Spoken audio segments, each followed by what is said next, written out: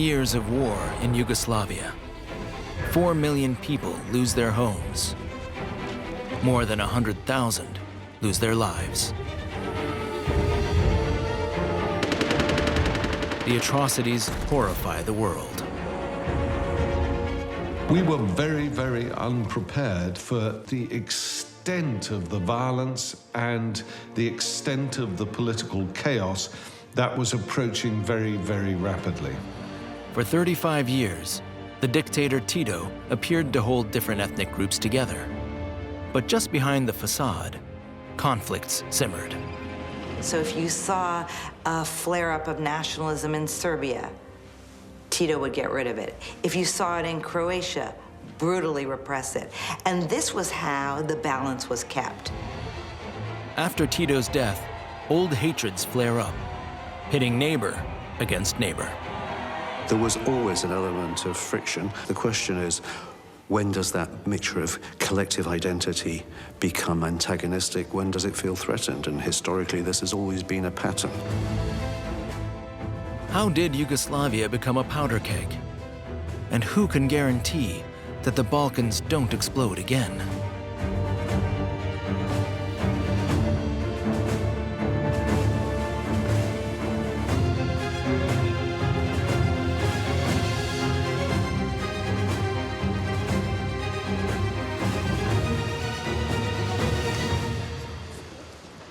May 1980.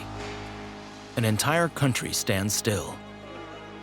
With Tito's death, Yugoslavia loses its leading figure. People from all Yugoslav republics travel to Belgrade to say goodbye. There were tears, there were spontaneous outbursts of public grief, and then there was the fear of what would the future bring. The leader of the partisans becomes a legend during the Second World War and a fateful figure for a torn region. For many Balkan people, he's the Great White Hope.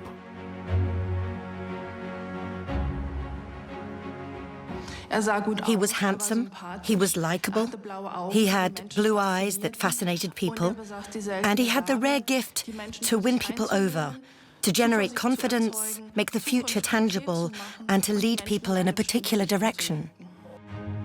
Josip Broz comes from a Croatian farmer's family. A trained locksmith, he finds no work in his home country and moves to Austria and later to Germany. After the First World War, he joins the communists in Russia and makes a career in the party. Broz also gives himself the battle name Tito. After victory over Hitler's Germany in 1945, he begins to write a new chapter in Balkan history. Where we really saw him elevated to this superstar was after the war, where all Yugoslavs were looking for peace and stability, and he was the one who was able to offer it. Tito wants to create a new country that will peacefully unite the Balkans. Snažne I sretne Jugoslavije ne može biti I snažne I sretne Hrvatske. Ne može biti snažne I sretne Srbije, Slovenije, Makedonije, Crne Gore, Bosne I Hercegovine. Tito's future state contains 6 republics with 5 nations and a lot of national minorities. They have 2 alphabets, Cyrillic and Latin, and speak many different languages, among them Serbo-Croat with its many dialects, Slovene, Macedonian, and Albanian. And they follow 4 different religions: Serbian Orthodox, Catholic, Muslim, and Jewish.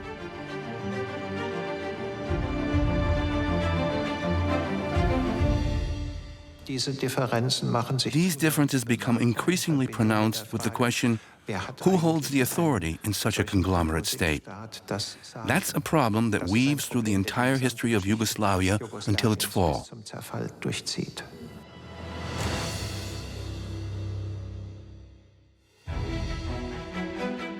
Tito's country is a patchwork of peoples, with centuries of conflicts between them.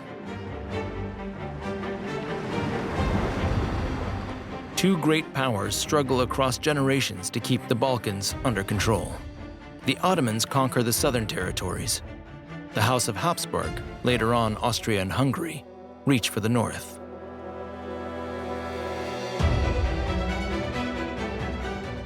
The eastern edge of the Balkans falls under the Russian Empire's field of dominance. Serbs, Croats, and Slovenians become pawns on a geopolitical chessboard. The result is a torn region, full of disputes and resentments between neighbors. The topography of the territory and the history of the three great empires kind of overlap with each other, so that we have a ragged, ethnically and religiously divided map.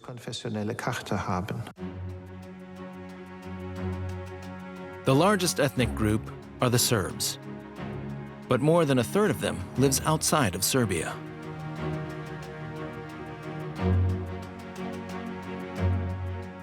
In Bosnia, for example, around 40% of the inhabitants are Serbs.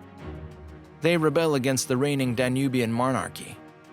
In the capital, young nationalists kill the Austrian presumptive heir to the throne and his wife in the summer of 1914. The assassination becomes the trigger for the First World War. It ended with Serbia victorious on the side of the Allies and the Croatian, Slovenian, Habsburg lands facing invasion from Italy, another ally, and so turning to Serbia for protection. So we got a marriage, not on ideal terms, not the Yugoslavia of the dream of the self-determination proponents, but a Yugoslavia dominated by the Serbian kingdom. The Kingdom of Yugoslavia unites all southern Slavs in one country for the first time: Serbs, Croats, Slovenians, Bosnians, Montenegrins, and Macedonians. And in this state, the Serbs had supremacy. They had the monarchy, the royal house. The Serbs were also overrepresented in the army and the administration, and that's why the non-Serbian nationalities have always complained about living under Serbian dominance. The kingdom is from the very beginning seen as a Serbian project as opposed to a Yugoslav project. In 1929, a far-right Croatian organization forms to oppose the Serbian monarchy. They call themselves the Uprising, Ustasha, and want Croatian independence. In 1934, the terror group gets its chance to strike. Serbian King Alexander I travels to Marseille in France for a state visit. Together, they discuss how to face the fascist alliance of Hitler and Mussolini together. 2,000 policemen protect the royal platoon during their trip through the city. And yet, a lone gunman slips through and shoots Alexander I down in front of running cameras. The assassination was organized jointly by Croatian Ustasha nationalists and Macedonian revolutionary nationalists, and in a sense was a mark against this attempt to create a Yugoslavia. Shortly before his death, the king says, "Protect Yugoslavia for me." But the assassination stokes hatred between the ethnic groups. It was accompanied by the growth of radical nationalism, particularly amongst the Croats, also amongst the Macedonians. And this was going to pave the way for a really terrible, terrible chain of events. During the Second World War, the Ustasha are supported by Germany and Italy. The Axis powers conquer Yugoslavia and divide it amongst themselves. In Croatia, they install a fascist state, led by Ustasha founder Ante Pavelić. As a law student, Pavelić had been spokesman for a Croatian national movement.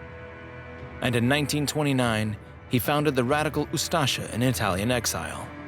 In 1941, he takes over government. Croatian independence by grace of Hitler. Without military backup from the Italians, and especially from the Germans, that is, the Wehrmacht, the Ustasha would not have been worth mentioning. Pavelić wants a greater Croatia with no room for other ethnic groups. He issues racial laws, Jews and Roma are systematically annihilated. The Serbs are chased, expelled, or murdered. Well, the first group who Pavelić targeted were the Serbs. So he had a policy of a third Serbs should be expelled, a third of the Serbs should be killed, and a third should be converted from Orthodoxy to Catholicism. Following the German example, Pavelić has around 40 concentration camps built, where so-called enemies of the Croatian race are murdered.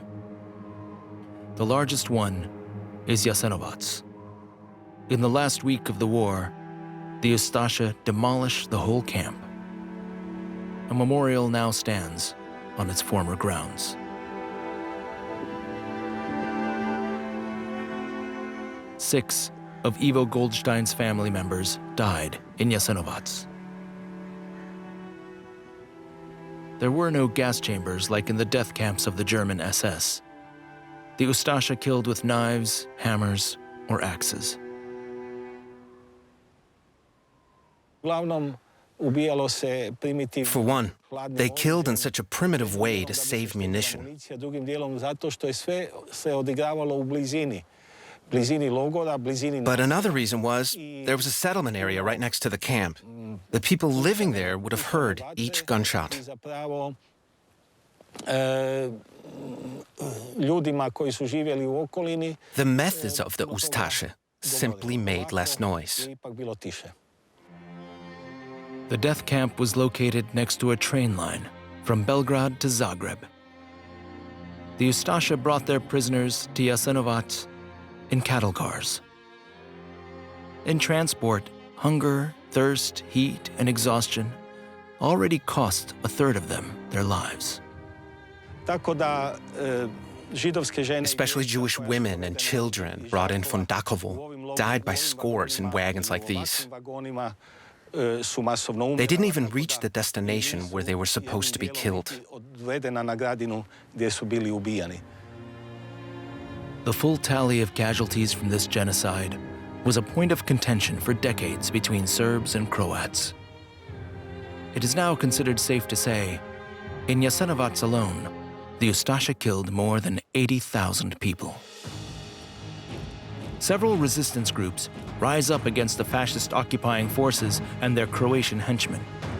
Among them, the Chetniks, Serbian volunteers who fight for the old monarchy and an ethnically pure Greater Serbia. Their leader is Colonel Draža Mihailović, whom the king, living in exile in London, has appointed Minister of War.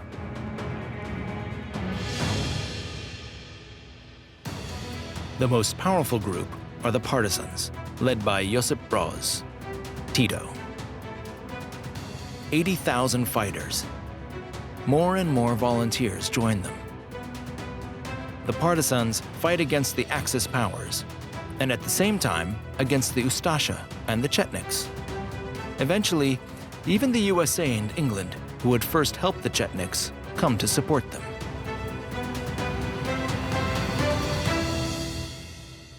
Who's killing more Germans? And the answer was Tito and the partisans were doing that. So despite the fact that Tito was a communist, the British and the others put their support behind Tito and the partisans because they were the ones really fighting and leading the struggle against Nazi Germany. And you have stories of people running off as children to go and fight with the partisans. So there was something that was romanticized about it in this terrible war-like setting. And then I think it was also, people were motivated by the leaders, particularly in Serbia, of let's fight, let's defend. Time and again, the Germans, Italians, and Ustasha try to neutralize Tito. But the guerrilla leader survives every attack, and his army becomes the strongest force in the multi-ethnic state, in a conflict that borders on chaos. More than 1 million people lose their lives during the Second World War there, as many as in England, France, and Italy combined. Many die at the hands of their neighbors. Montenegrins were involved, Albanians were involved, Macedonians. There wasn't a single ethnic group that wasn't involved in some sort of fighting, either against the occupying power or settling local disputes. Still during the war, Tito becomes president of a provisional government. He meets with leaders of the anti-Hitler coalition and cleverly plays the East and the West against each other. For Tito has plans of his own.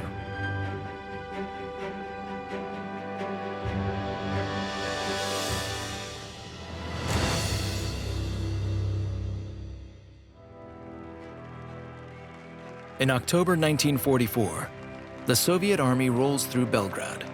With the help of their big communist brother, the peoples of Yugoslavia are freed from fascism.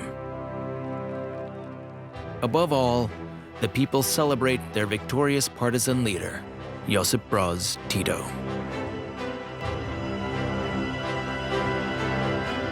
In 1945, he becomes prime minister, and Yugoslavia a federal republic. Tito's new state declares recognition of 6 constituent republics: Serbia, Croatia, Slovenia, Bosnia and Herzegovina, Montenegro, and Macedonia.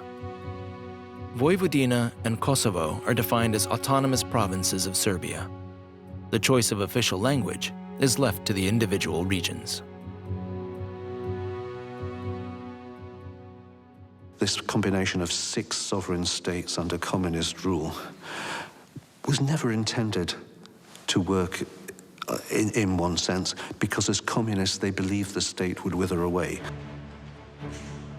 Tito's Federal People's Republic is a ruse. The capital, Belgrade, is in Serbia. The governing Communist Party inherits Serbian dominance in the country as well. Tito wants an independent Balkan policy and even a federation of states. Before he infects other countries in Stalin's sphere of influence, the Kremlin moves to exclude Yugoslavia from the Communist World Organization in 1948. Now, Yugoslavia wants to establish a new socialism, a third way between Western capitalism and the Soviet planned economy. Tito was, up until this point, seen as by far the most loyal Stalinist supporter amongst the East Europeans. Now, this was a huge rupture, very, very dramatic event for communists all over the world. Yugoslavia invests in infrastructure and successfully transitions from an agrarian economy to an industrial state. Tito's socialism grants the workers participation in decision-making, in production, export, and working hours, even in salary. This shift is made possible with massive support from the West, especially the USA. I will take this opportunity to express my greetings and bring the best wishes to America's people. To all them in America who understand our difficulties, our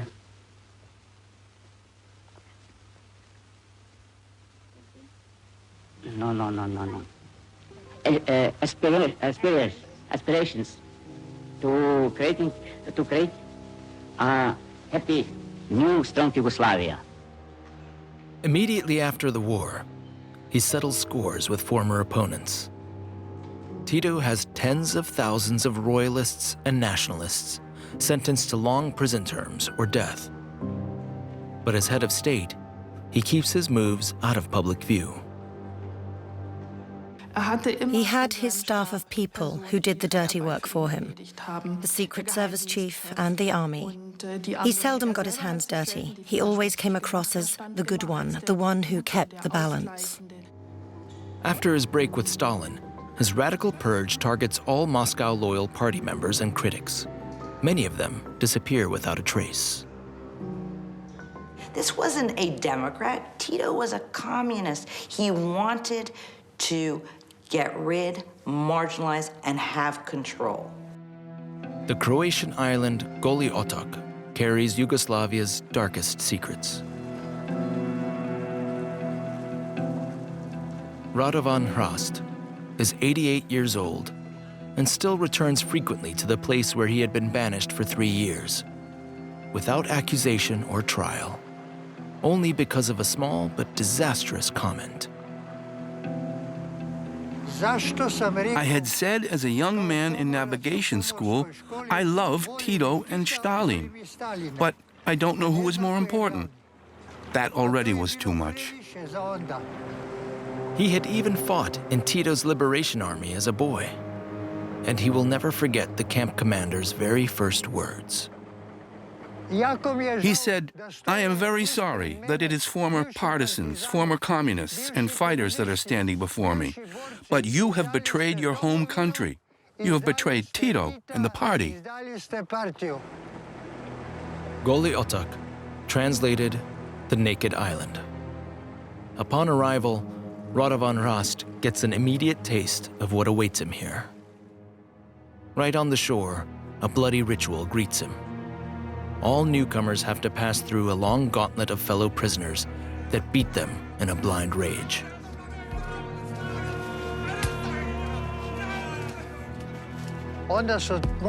So we had to run, and the ones who ran the fastest got less of a beating. But if you were slow, you were beaten even more. That was the beginning of our re-education on Goli Otok.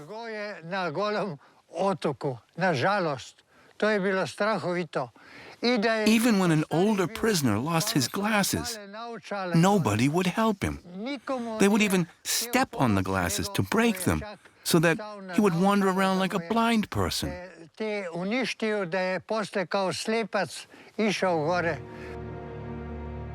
The prisoners cynically call the island Tito's Hawaii. 22 cell blocks with up to 130 inmates each, in an everyday life of degradation, despotism, and violence. The daily forced labor in the stone quarries makes many of them collapse in exhaustion. Weakness is mercilessly punished. They beat me up so badly that I wasn't able to open my mouth for 12 hours. They had kicked out my teeth, my ears were bleeding, my hair torn out. But I told myself, now I am happy. I won't be able to work for a month. Rast is one of the last living witnesses of Tito's terrors in Yugoslavia.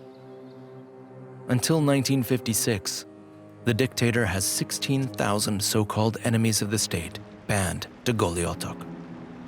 The island remains a prison until 3 years before Yugoslavia's fall.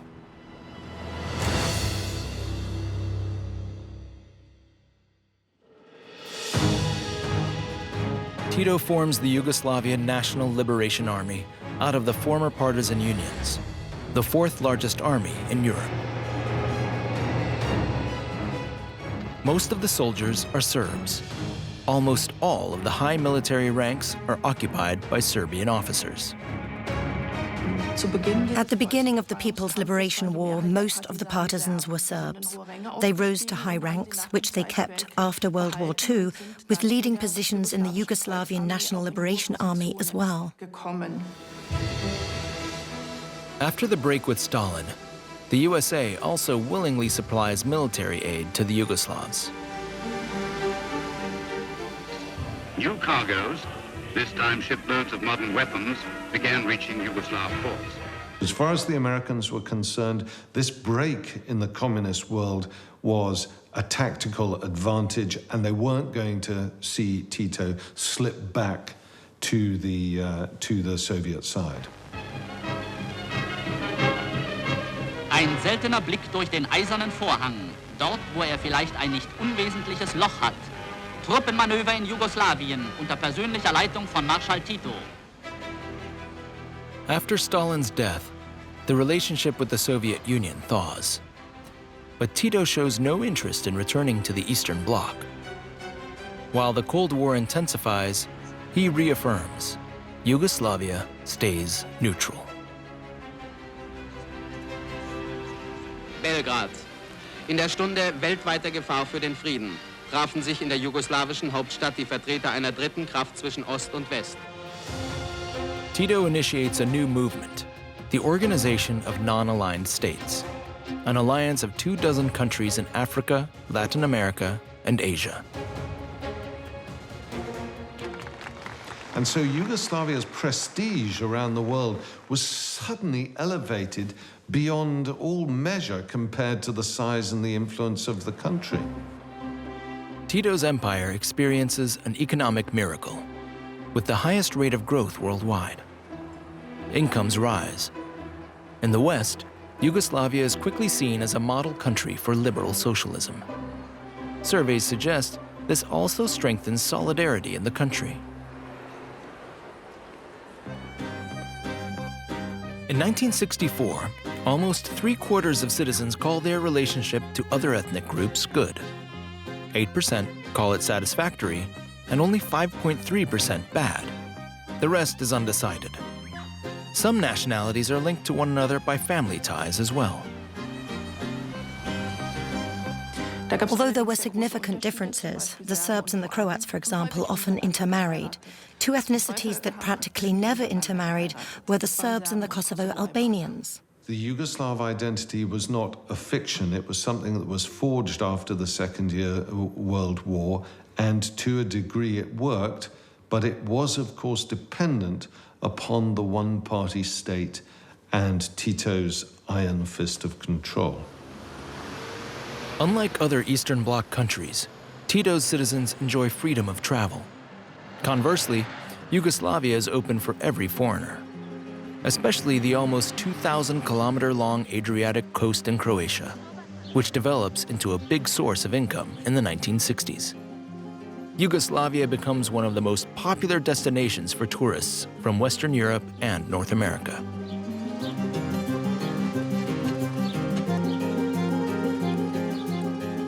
In 1965, 3 million Western tourists come to the Adriatic. In 1970, it's almost 5 million. At the end of the 1980s, the number doubles to 10 million.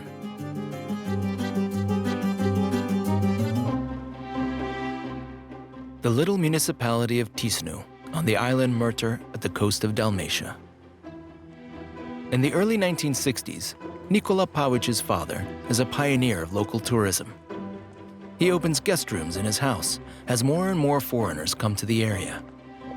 It's a lifeline for him and many others who imitate him, because agriculture is no longer enough to feed a family, and jobs only exist in the big cities.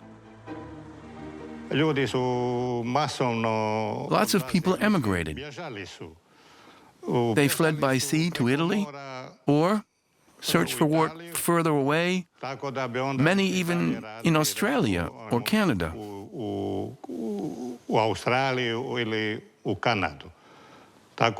Today, I have more relatives with the name Pavic in Australia than here in Chisno.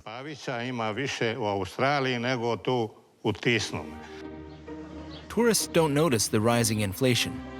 Time and again, the government allows the dinar to be devalued to keep prices stable.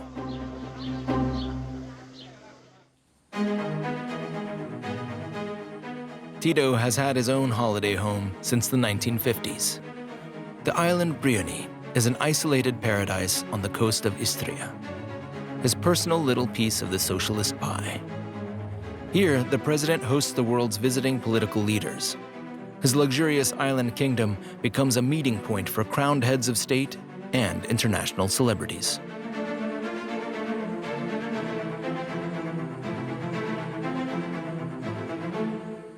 He lived a life almost of celebrity at a time when leaders weren't celebrities. He had Hollywood stars around, and music and theater, and his wife was glamorous, and he was a bon vivant. He seemed to love life. He forms a special friendship with the American film diva Elizabeth Taylor. Tito even wins over her then husband for a film project. Hollywood star Richard Burton stars in a war drama in the beginning of the 1970s as a heroic partisan leader in World War II. The film makes Tito's star shine even brighter. It also pushes his successful country farther into the spotlight.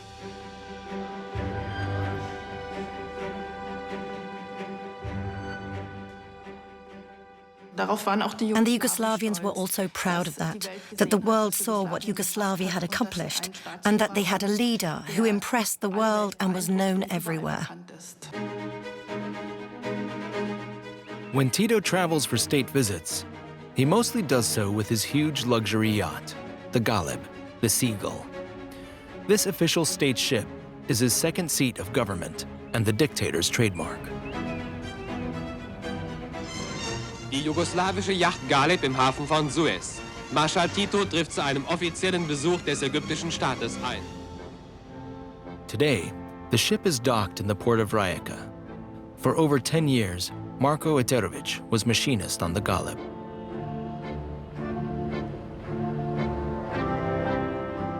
Tito covered 90,000 sea miles with it, supposedly not least because of his fear of flying. The crew worships their president, who even visits the machine rooms from time to time. Vrlo pristupačan je on bio. On je bio vojnik, iako je tada... He was really approachable. He was a soldier, and even when he was in his 80s, he still stood tall. He walked a little bit slower, but was always elegant and upright, like a soldier. He never lost that.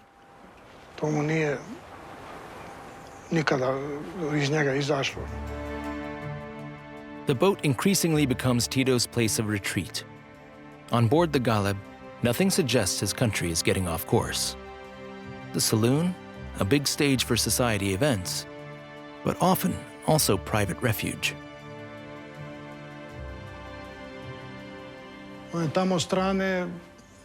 Over there was the cinema, where he watched old movies.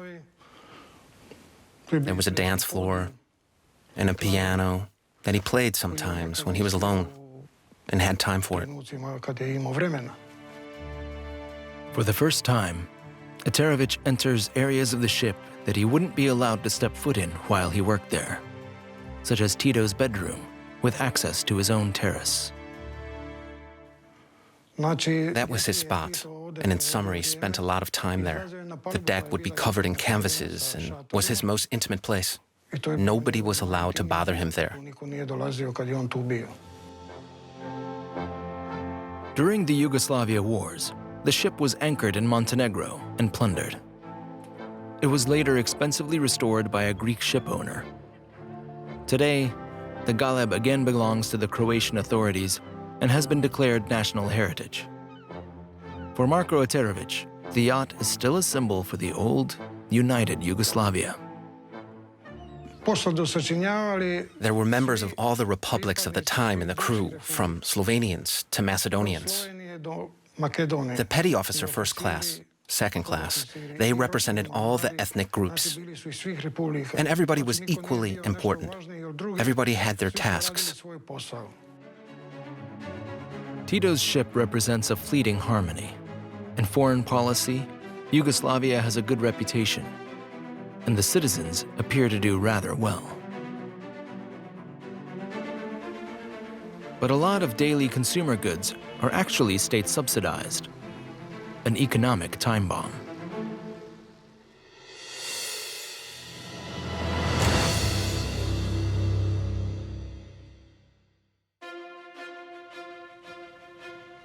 Tito's model of socialism already begins to fall apart by the end of the 1960s.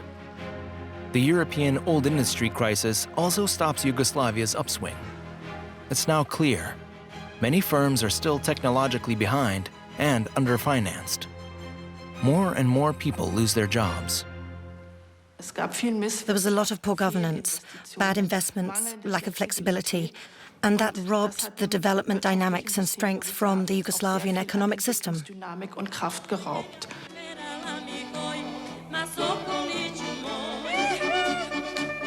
More than 800,000 Yugoslavians leave their home country by 1975 and move to Western Europe as guest workers, the majority to Germany.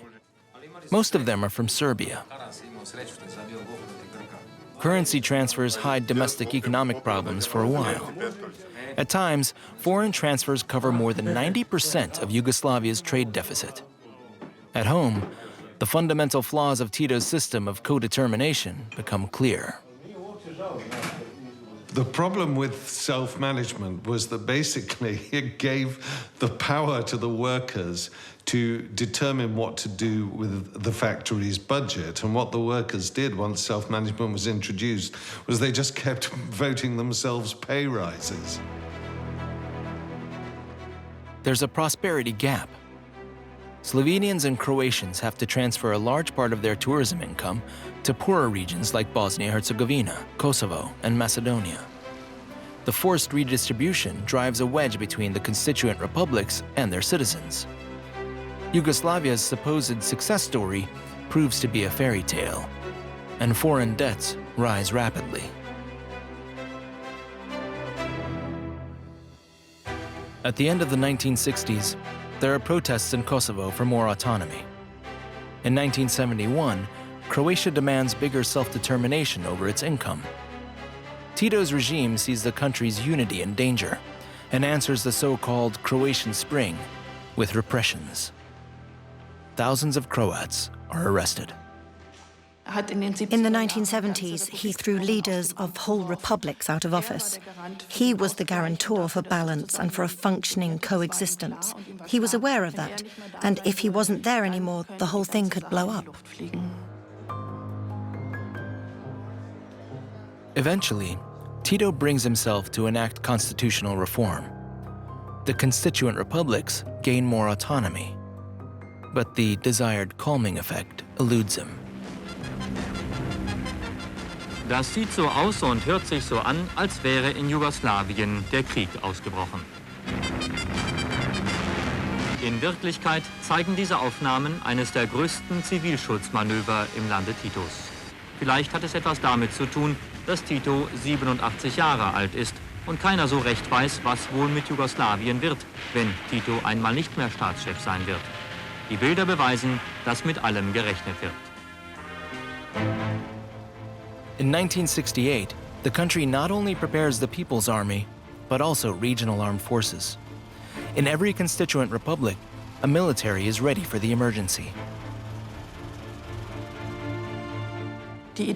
Of course, the idea was that those armed forces, the territorial defenses, would block an external attack together. It was never the plan that they attack each other. But that is exactly what is about to happen in the great Yugoslavian catastrophe.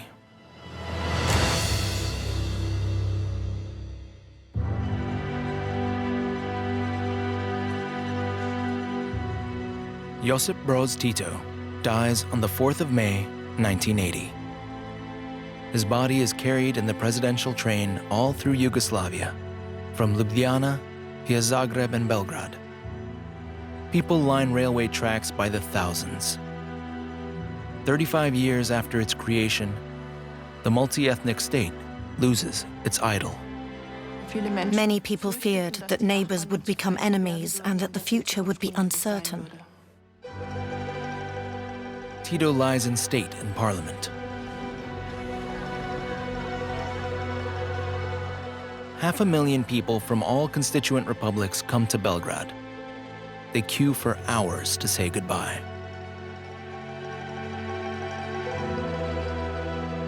Many ask themselves, what will become of Yugoslavia?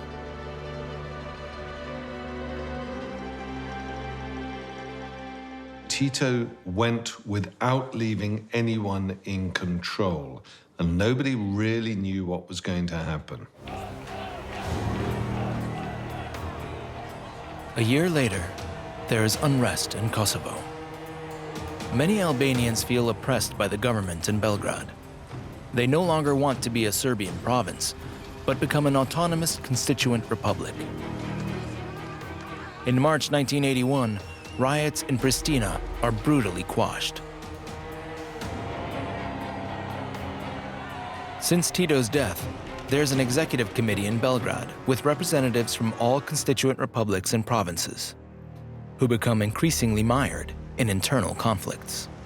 It's very hard to govern by national rotations, by collective presidencies, and it was a system that never really could survive. The economic crisis is becoming a threat to the state. Gasoline is scarce. Everyday goods are rationed. Many necessities are barely affordable for Yugoslavs. Svaki dan je svaka cena drugčija, to je nemoguće stvarno. Čovjek se samo preslišava. Kad god ponesete, $1.000.000 nije vam dosta za jedan ručak za 4 člana porodice. To je strašno, zaista. Tito's country had lived beyond their means for decades. Now, foreign lenders are calling in their debts. When it came time to pay the bills in the 1980s, and that's what happened, that was when the decline happened. So coincidental with Tito's death, you had Yugoslavia's debt coming due. Unemployment soars. Inflation rises dramatically. The crisis paralyzes the entire country, with one exception. The Yugoslav Secret Service is busier than ever. It was very, very active, and it was, in a funny sort of way, the only thing which was keeping the country going for a few years. Jeko Kekic breaks his employer's iron rule, and today speaks openly about his time as state spy. After police academy, he signs on to the secret police. His alias? The Spider.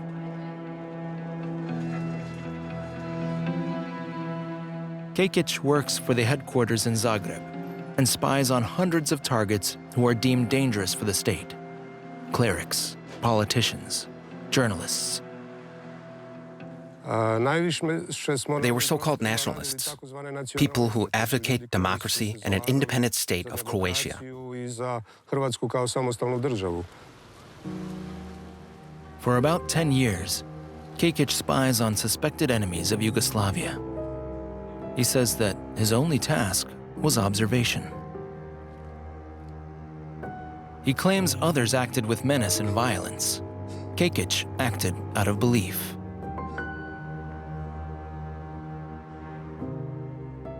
We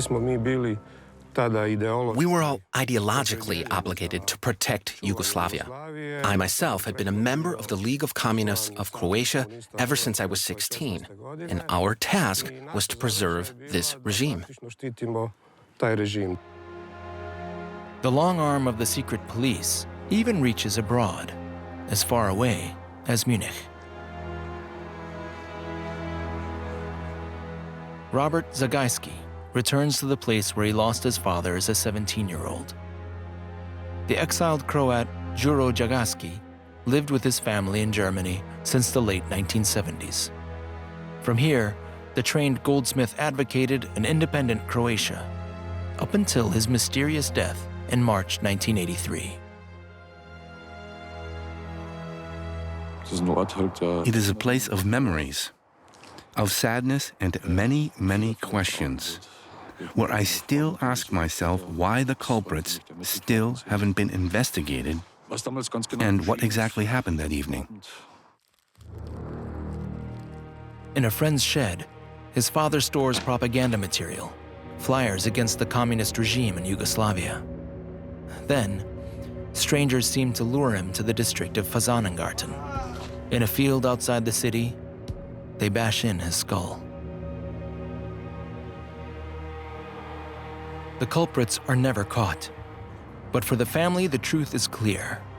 They were murderers from the Yugoslav Secret Service. In fact, between 1970 and 89, around 30 dissidents are killed in Germany, many in similar ways to Juro Zagajski. His son is convinced. Even in Tito's times, the German government tolerated such murders as a foreign policy calculation.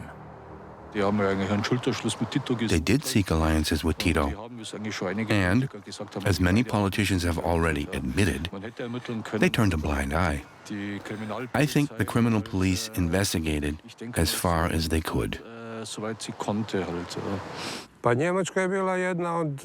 Germany was one of the countries where they operated most, because especially Croatian immigration was biggest there. There were several of these ustaše organizations, and those were under our permanent observation. The fact is that we, as a Secret Service, had a stronger control over there than in the state itself at the time. As recently as 2016, some masterminds were finally brought to justice. The former chief of the Secret Service, Josip Perković, is sentenced to life in prison. Across Europe, the Yugoslav Secret Service is said to have committed more than 100 murders.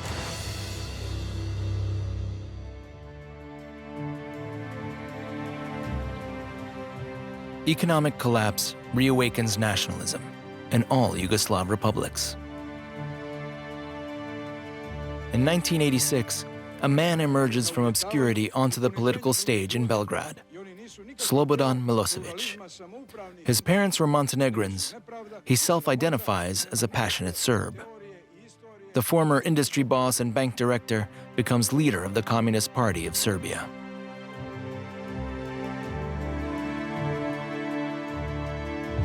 What Milosevic had was he was smart. He understood the way the world worked. And he, I think, very early on saw the power of nationalism.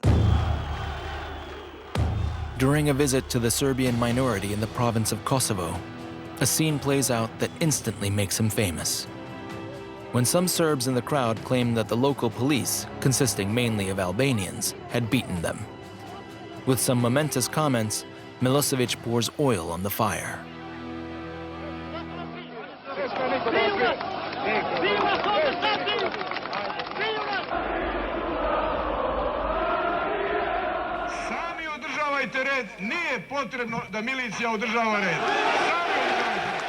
From then on, everything that Milosevic does, you can see, is aimed at taking over power in Serbia and becoming the Serbian strongman. Milosevic's message? The Serbs have to rise up. Otherwise, they face cultural suppression in Kosovo, and especially in Croatia. Serbian nationalism also flares up in other regions of Yugoslavia. Hundreds of thousands of supporters follow Milosevic's speech on the historic Kosovo field, a place almost sacred for the Serbs. In the summer of 1389, the Serbian Prince Lazar opposes the Ottomans, who conquer increasingly large parts of the Balkans. He dies in battle, and the invaders are unstoppable. But for the Serbs, the Kosovo field remains a symbol for their battle against suppression. To mark the 600-year anniversary of the battle, Milosevic calls for a revolt. Danas opet smo u bitkama I pred bitkama. One nisu oružane, mada I takve još nisu isključene. From this moment on, it is only 2 years until the big bloodshed in Yugoslavia.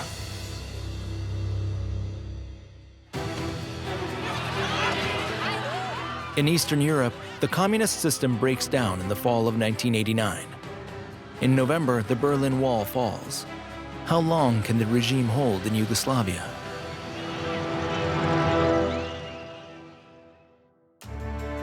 Croatia is the first to demand sovereignty. During votes in May 1990, the National Conservative Party HDZ wins and brings their founder, Franjo Tudjman, to power. The former partisan fighter was a member of the national movement during his school years. Now, he becomes strongman of the republic, with a mandate to detach from Yugoslavia, and he's willing to go to war for it. Franjo Tudjman had a combination of the military and the mythological, the Croatian greatness, the restoration of what he saw of the dream of a Croatian state. Bosnia-Herzegovina and Slovenia also demand their independence. Yugoslavia is on the verge of falling apart. Tito's vision of a southern Slavic multi-ethnic state has failed.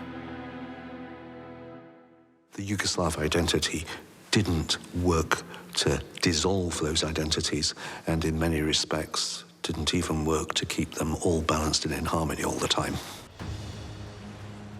In May 1990, host team Dinamo faces Red Star Belgrade in Maksimir football stadium in Zagreb. When Vyacheslav Skriniar and his team come onto the field, Croatian and Serbian fans start fighting.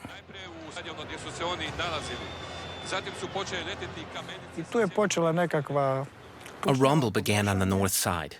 Dinamo supporters broke through the rails of the barriers. The chaos became worse and worse. Our fans ran out onto the grass.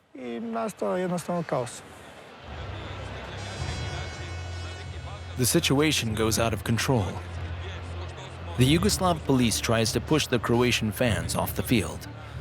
Zagreb's team captain, Zvonimir Boban, storms a policeman and attacks him with a targeted kick. The midfield star becomes a hero of the Croatian resistance against the Belgrade-based federation.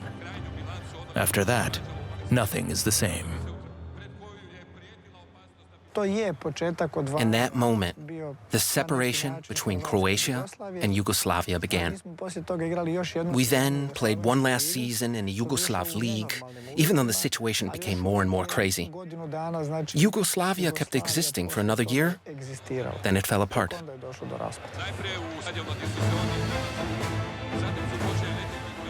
An angry crowd revolts against the Serbian dominant state power. The Yugoslav tragedy runs its course. The game never starts. And to this day, the 13th of May, 1990, is considered a fateful day for many people. A year later, Yugoslavia is in flames. At the time, Yugoslavia is made up of 6 constituent republics: Slovenia, Croatia, Bosnia and Herzegovina, Serbia, Montenegro, and Macedonia. The Serbs are the largest ethnic group. More than a third of all Serbs live outside the constituent Serbian Republic. Yugoslavia had been the first state in which all Serbs were united in a state structure. That means that with the imminent collapse of Yugoslavia, the question for the Serbs was, what will happen to the Serbian nation after Yugoslavia's downfall?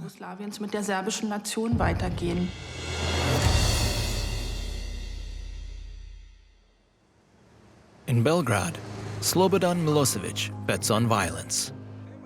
Since 1987, he is the Republic of Serbia's strongman. His dream? Become as mighty as Tito once was. Slobodan Milosevic was considered a loner. He made a career with the communists as a party official. After Tito's death, Milosevic became more and more of a heated political agitator. He saw the power of national expression, and he saw what he could do. I don't think at the beginning he was a nationalist and that he believed in it.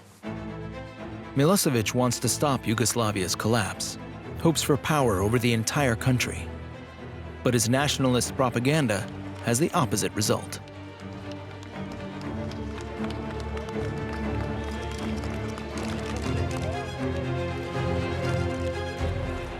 In January 1990, a special party convention of the communists in Belgrade falls apart. After the collapse of the Soviet Union, the Slovenians and the Croats want out of the communist system.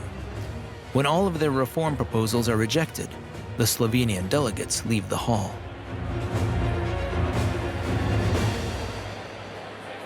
The idea was greater independence, the idea that they could control their own future, that they could determine their own economic life, and that they could move towards a liberal market, European Union type version of the world. New parties emerge in the Yugoslav constituent republics. In the spring of 1990, Slovenia and Croatia hold their first free elections since World War II.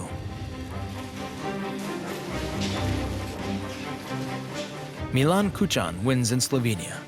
The ex-communist runs as an independent candidate. He stands for economic reforms. In Zagreb, The winner is Franjo Tuđman. Tuđman was one of Tito's partisans during World War II. He then rose to Yugoslav army general. Later, Tuđman also developed into a fanatic nationalist and was imprisoned multiple times. With Tito's death, he returned to politics.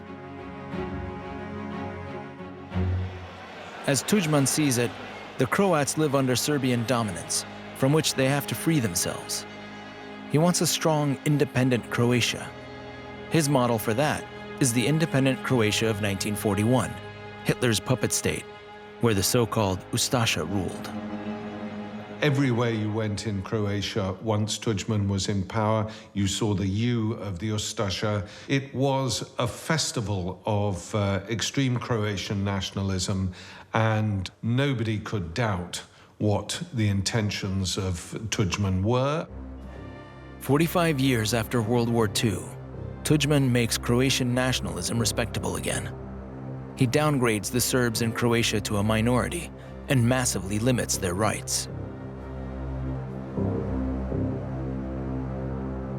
This stoked fears and frustrations, and many thought of 1941 and the Ustasha state, when more than 200,000 Serbs were murdered and many deported or locked up in camps. The spirits of history kind of came up again.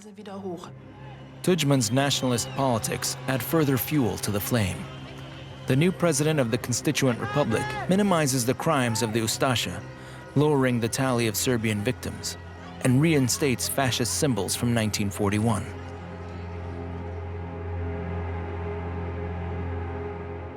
Whether it was the šahovnica, the checkerboard, which in many ways to Serbs was like the swastika was in Germany. It was a symbol of a state of nationalism, a state where they suffered during World War II, where hundreds of thousands of Serbs were killed.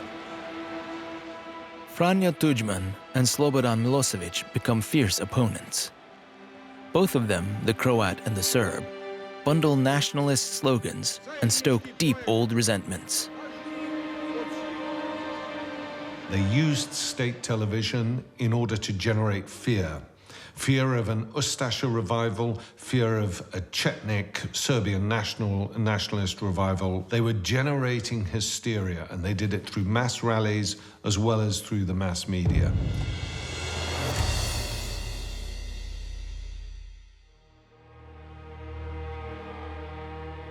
In the crosshairs of propaganda, the old railway town, Knin. Mainly Serbs live here on Croatian land. In August 1990, thousands protest against the Croatian government. Tuđman wants to fire all Serbian policemen in Knin and replace them with Croats. That reminds many here of World War II.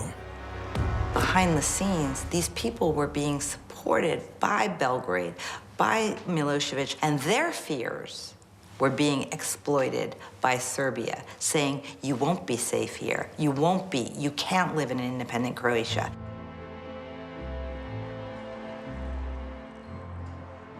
Drago Kovačević still remembers the fear that the Serbian communities were rife with at the time. The fear of 1941 resurfaced for many when the Serbs experienced a genocide, a slaughter. That fear got imprinted in their memory and passed on from generation to generation. And now it had been brought back to the surface on purpose. In mid-August, Serbs build roadblocks around the enclaves in which mostly Serbs live. A purely protective measure as the Serbs see it, the Croats call it terror. Because in the middle of tourist season, the barriers block access to the holiday destinations of the Adriatic.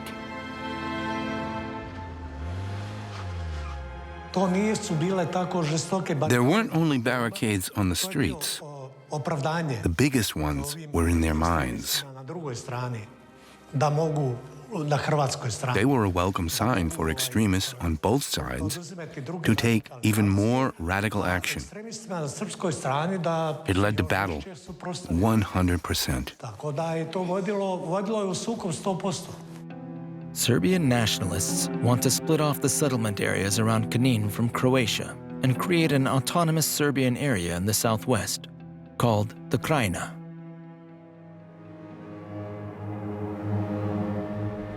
The Croatian Ministry of the Interior sends helicopters with special forces units to Knin. Fighter jets from Belgrade intercept the helicopters and force them to land. A first showdown. Yugoslavia is on the brink of civil war. It isn't a war yet. There is no shooting yet, no casualties, but there is a state of emergency. In the spring of 1991, tensions escalate. The first skirmishes happen in Serbian-populated areas, the Krajina and eastern Slavonia, with casualties on both sides.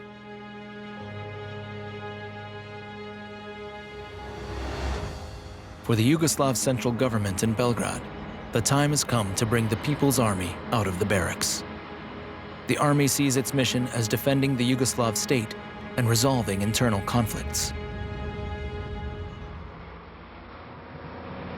The army tried to create buffer zones. They occupied barracks and tried to secure weapons depots so the conflict wouldn't escalate further. A peaceful solution to the dispute between the constituent republics doesn't seem possible. Belgrade wants to preserve the Serbian dominant federal state. Slovenia and Croatia want autonomy. On the 25th of June, 1991, the Croats and the Slovenians declare their independence. The significance of this move is greatly underestimated in Europe. The European community had just adopted the idea of a common foreign policy.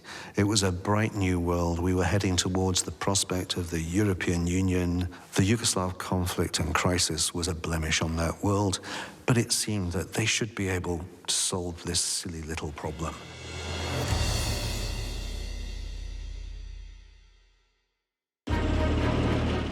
Yugoslav tanks rolled towards Slovenia's borders on the 26th of June.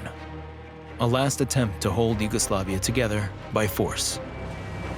But the Slovenians are ready. The troops of the so-called territorial defense are under Slovenian control. They capture units of the Yugoslav People's Army and hold them in their barracks. After only 10 days, Belgrade gives in.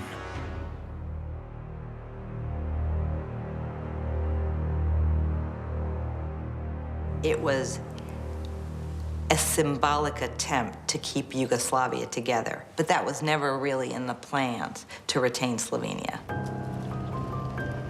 The war in Slovenia ends so quickly because hardly any Serbs lived there. In that sense, Slovenia was fine, because the Serbs had no territorial claims there and no Serb areas that they wanted to secure, so to say. At this point, Slobodan Milosevic makes a choice. If the Serbian people can no longer live together in Greater Yugoslavia, then they should have a larger Serbian state, including all Serbian settlements.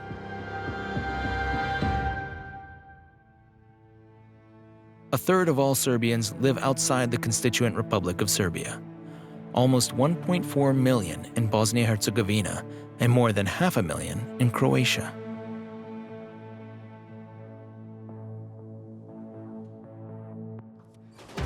The first step in Milosevic's plan: split off the Serbian territories from Croatia and displace all non-Serbs, supported by units of the Yugoslav army.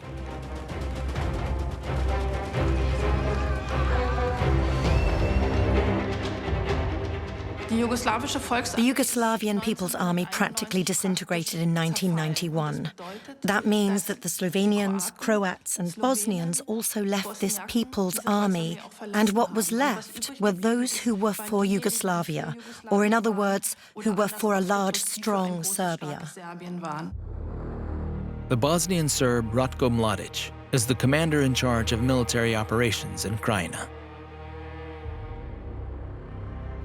Službi otadžbine Socijalističke Federativne Republike Jugoslavije sa mojim drugovima, starešinama i svih iz redova svih naroda i narodnosti I sa svojim vojnicima. His neutrality is a facade. Mladic only fights for Serbian interests. Ratko Mladic was 2 years old when his father was murdered by Croatian nationalists.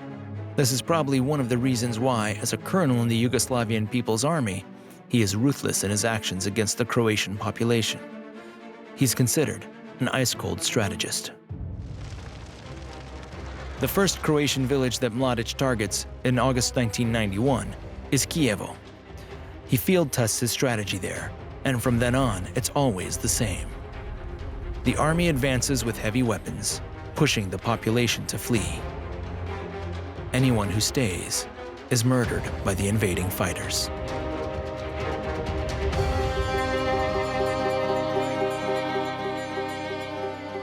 One of the roles of the paramilitary forces is to do those things that others will not do, in a sense, to do the dirty work. Often they're recruited prisoners who've been let out of jail, given the offer of a deal, stay in jail or come out and do this kind of work.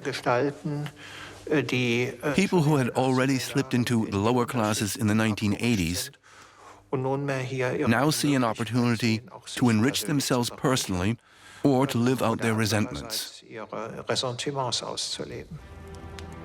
Paramilitaries like the infamous Scorpioni burn down houses, plunder, massacre, destroy churches and cemeteries. The Serbs call this ethnic cleansing.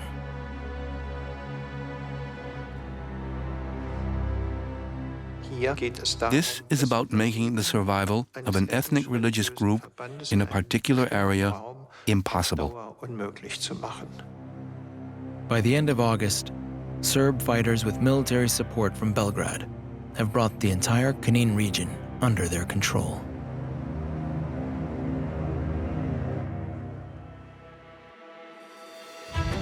Meanwhile, Croatian President Tudjman calls on the European community to intervene, but they disagree on how to assess the conflict. At that time, the outbreak of conflict was portrayed by our media as a conflict in which poor Croatia rightfully defended itself against these invaders and aggressors from Serbia. In Paris, they saw a completely different war. There, a conflict was presented in which the good soldiers of Yugoslavia tried to stop the disintegration of Yugoslavia while suffering considerable losses.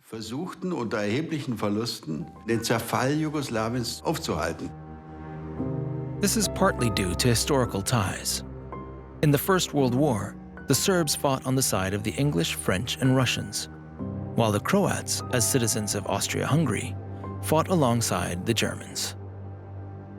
The most important reason for European inability to act in the face of the Yugoslav crisis was different perceptions and interests.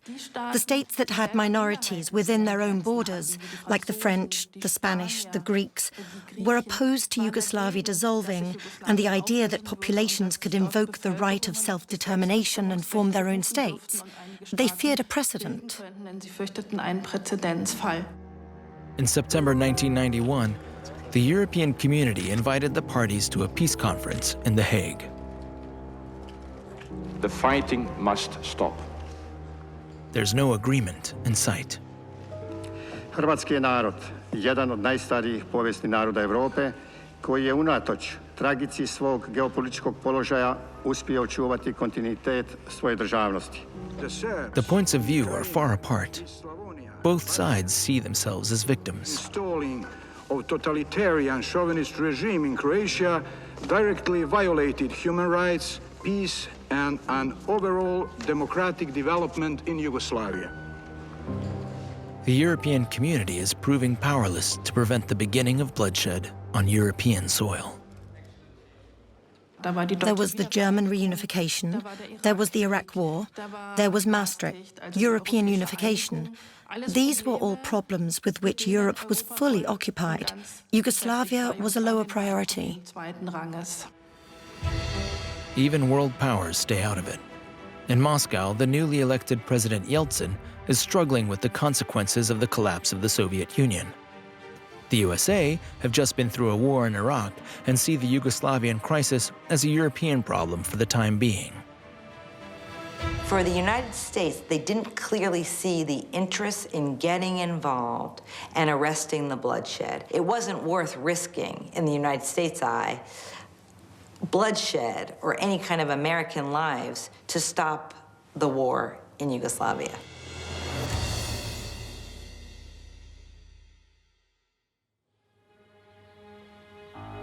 Vukovar, a small Croatian town on the Danube. It sits in the region of eastern Slavonia, directly on the border with Serbia. This is where the bloodiest battle of the Croatian War began on the 14th of September, 1991. The situation around Vukovar has been tense for weeks. The Croats expect an attack. But the defenders of Vukovar are helpless against the powerful Yugoslav People's Army.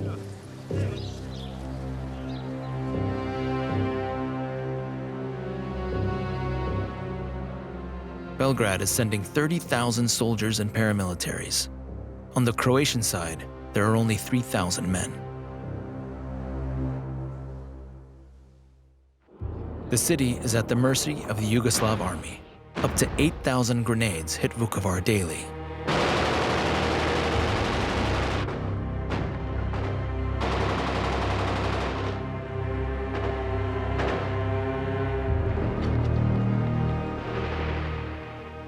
Stjepan Vidakovic was a volunteer who took command in his district of Lusak.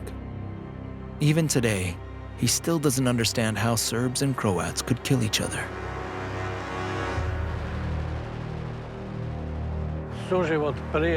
Before the war, the coexistence between Croats and Serbs was excellent.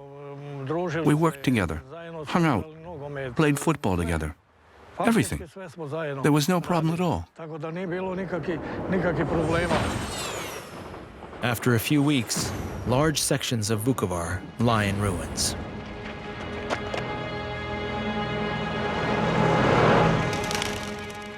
On the 2nd of November, 1991, Serbian fighters attacked Stjepan Vidakovic's district. This house served as a base for his men. Stjepan walks through the very halls where he was injured by a grenade.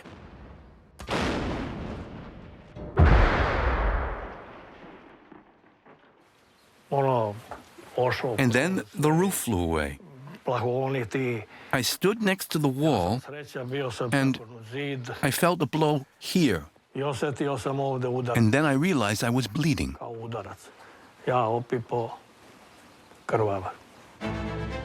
There's grenade shrapnel in his arm. Stjepan has to go to the hospital. His brother drives him there. The rest of the family stays behind. I didn't want them to come with me. Way too dangerous. I said I'd come back quickly. On the way to the hospital, their car comes under fire. They shot with machine guns. And then the first tire was blown. My brother wanted to change the tire. I said, they'll shoot us. And then another tire blew. We drove to the hospital on rims. While Stjepan Vidakovic is treated in the hospital of Vukovar, Serbian units storm his district and murder all who are still there. 9 of his family members are shot that day. Among them were his wife and son. Their remains are only found years later in a mass grave. 3 family members are still missing today.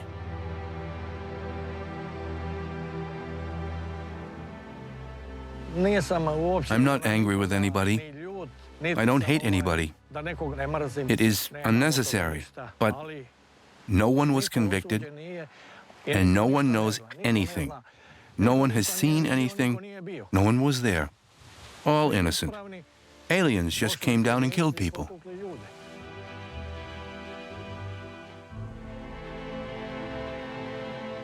It was such a brutal and senseless shelling of a very beautiful Danubian town that it meant the Serbs were never going to recover their international standing, and nobody really wanted to be seen as supporting the Serbs.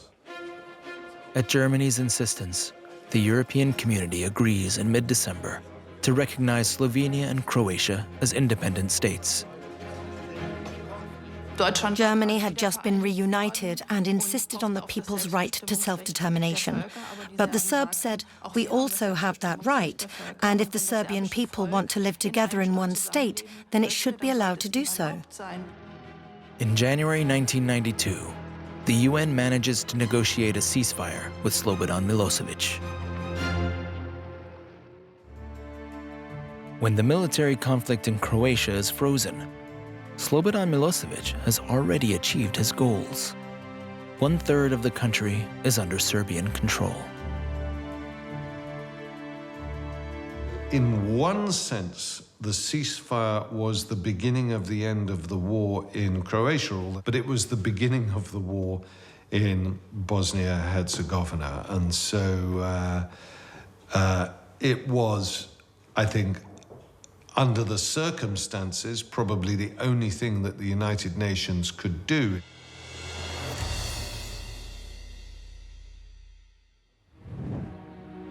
Bosnia-Herzegovina, a microcosm of Yugoslavia. Catholic Croats, Bosnian Muslims, and Orthodox Serbs live here. But after Slovenia and Croatia leave Yugoslavia, Bosnian Croats and Muslims fear Serbian dominance.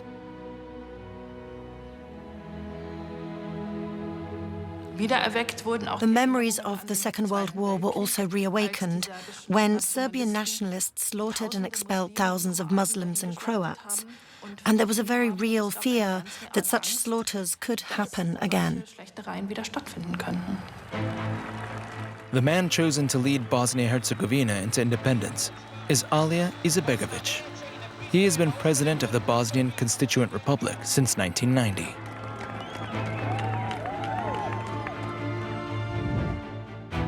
As a young Muslim activist, Alija Izetbegović wrote essays about political Islam. Under Tito, he was considered a dissident and was imprisoned twice. The career lawyer only found his way into politics later in life. His goal now is to preserve Bosnia-Herzegovina as a small multi-ethnic state. In Bosnia-Herzegovina, Muslims have lived alongside Christians and Jews for centuries, a legacy from Ottoman times. Bosnian Muslims call themselves Bosniaks. The Bosnian Serbs, led by Radovan Karadzic, want to remain part of Yugoslavia.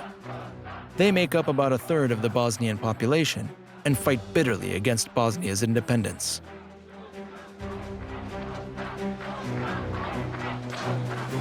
If it happened, then we would have absolutely uncontrolled processes in Bosnia and Herzegovina with terrible ethnical and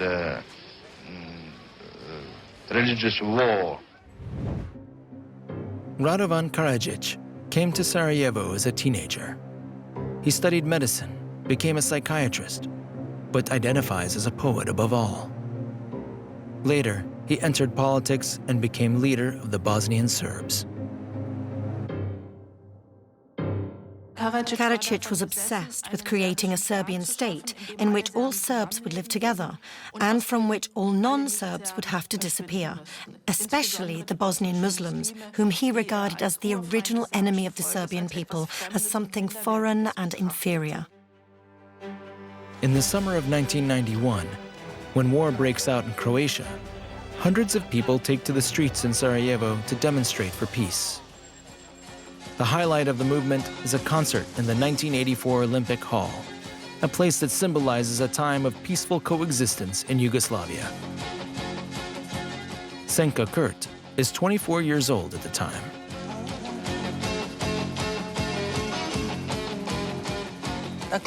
This hall was full. We were 2 meters away from the stage. The atmosphere was great.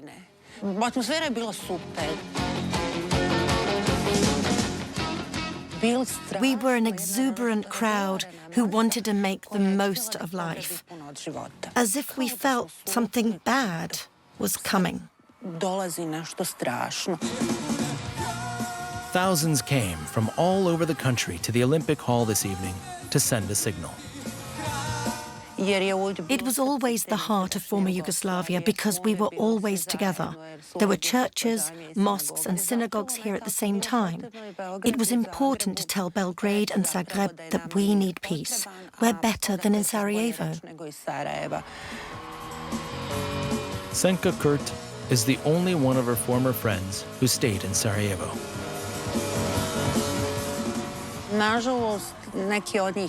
Some are sadly no longer alive, and others live all over, from Australia to America. This was probably the last time we were all together.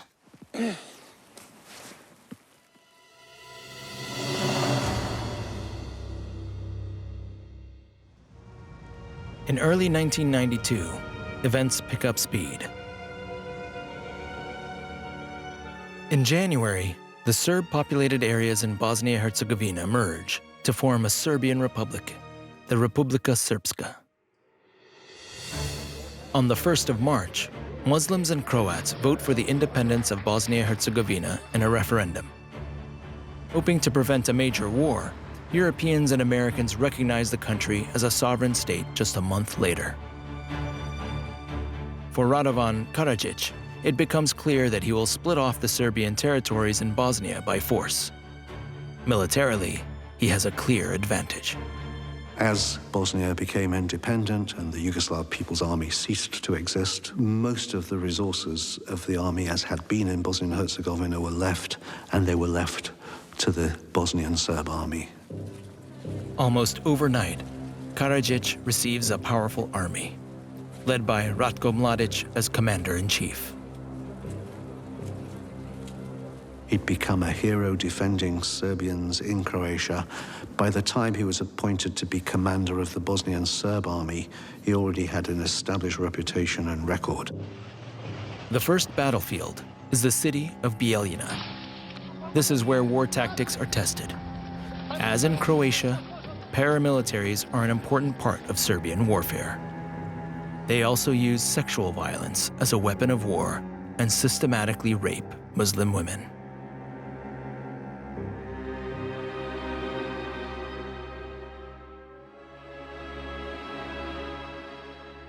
The Muslim Nusreta Sivac was fired as judge in 1992 and taken to a Serbian camp near her hometown, Prijedor. The nights were an ordeal. During the day, prisoners were interrogated there. The rooms were full of blood. The floor was full of blood. The walls were full of blood. The instruments of torture were often left lying around. As a young woman, she stays imprisoned in the Omarska camp for 3 months. We had to do everything the guards commanded, and of course, do with them what they wanted. We never talked about it in the camp, never with each other. But our silence and our absence after the sexual abuse said it all. Nusreta Sivac has fought to prosecute these crimes. It is estimated that more than 20,000 Bosnian women were raped at the time. This is a process of destroying communities through a form of violence that does not come out of gun barrels, but is in other ways targeted directly at the people. Even if Slobodan Milosevic always denies it, what happens in Bosnia happens with his consent. U Bosni je građanski rat između 3 zajednice. U Bosni ne ratuje ni Srbija, ni Crna Gora, ni Savezna Republika Jugoslavija. Ratuju međusobno te 3 zajednice muslimani, Srbi i Hrvati. Ali mi nikad nismo bili ni gospodari, ni naredbodavci delu srpskog naroda koji živi u Bosni i Hercegovini. In fact, Yugoslavia, what was left of it, supported the Bosnian Serbs in many ways. There were many officers and higher military officials who were still on Belgrade's payroll. For example, Ratko Mladic, the commander-in-chief, received his salary from Belgrade. Hundreds of thousands flee the contested territories. almost 500,000 Bosnians flee to Germany alone in the first year of the war. Dalida Rakic also left her Bosnian homeland. Today, she lives in Munich.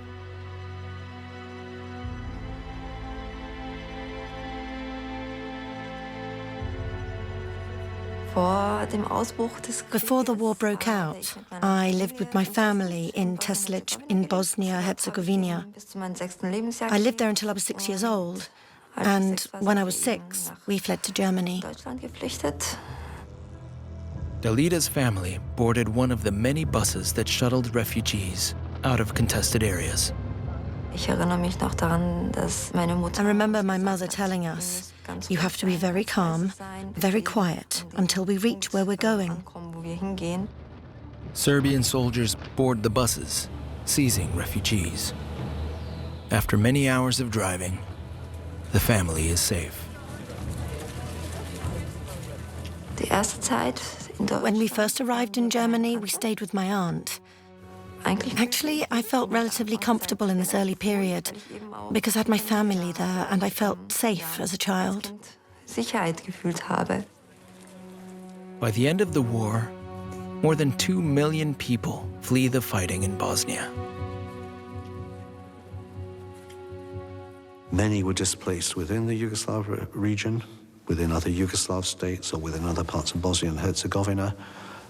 Many, hundreds of thousands, went around the world, parts of Europe, parts of North America, looking for protection, looking for different and better lives. Nusreta Sivac has returned to her hometown Prijedor after many years in exile. A city where Bosnian Serb soldiers are venerated as heroes and where Muslims are still not welcome. It was my own decision, although there were big problems for all who returned. The Serbian government here does not want any returnees.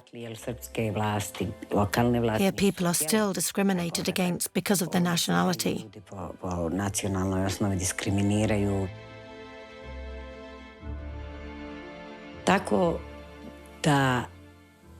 That is why we can say that this is now an ethnically pure area. What was not finished by crimes in the war has now been completed in peace.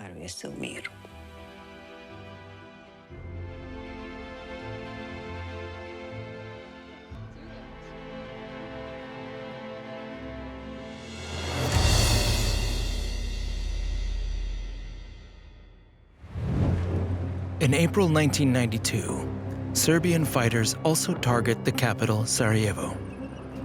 Karadzic and Mladic want to drive all non-Serbs out of the city. From the surrounding mountains, they open fire on Sarajevo. Snipers shoot at everything that comes into their sights. The occupation of Sarajevo will last 3 years. At times, Ratko Mladic personally gives orders to the Serbian units.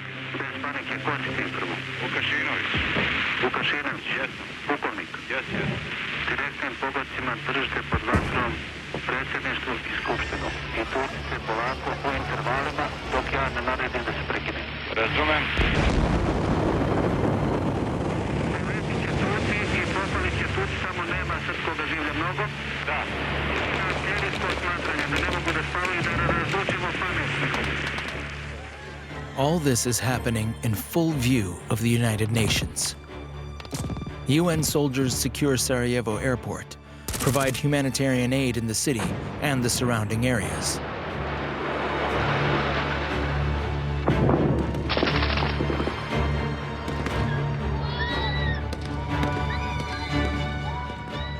The need keeps growing. There's no electricity, no water. Food and medicine are in short supply.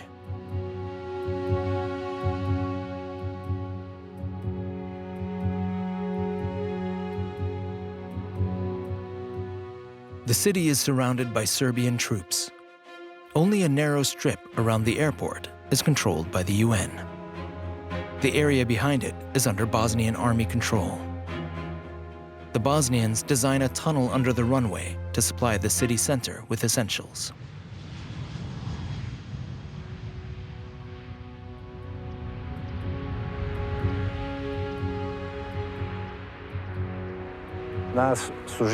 We were forced to run across the runway at night. It was about defending Sarajevo and Bosnia.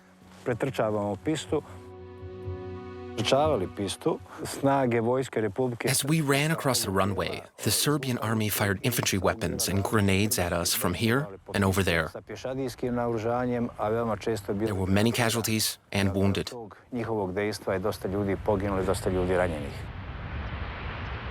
Nedjad Brankovic fights for the Bosnian army. As a qualified civil engineer, he designs the plans for the tunnel. The project is kept top secret. Neither the UN troops at the airport nor the Serbian opponents may know about it.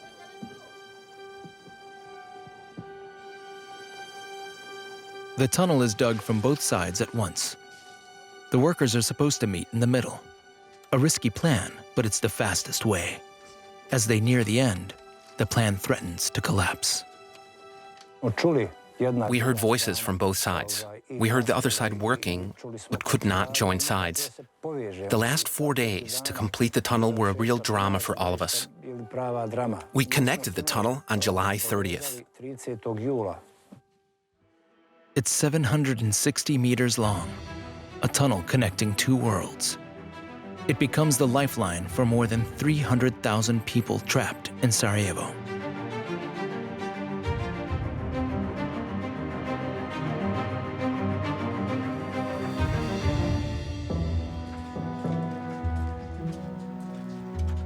Strategically, however, the outlook for Bosnian Muslims seems hopeless.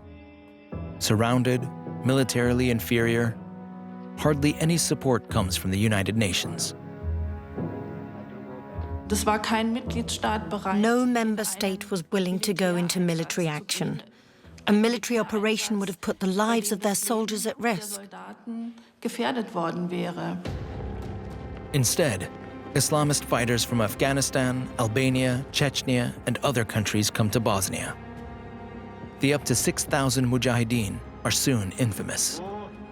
They are accused of war crimes, such as murdering prisoners.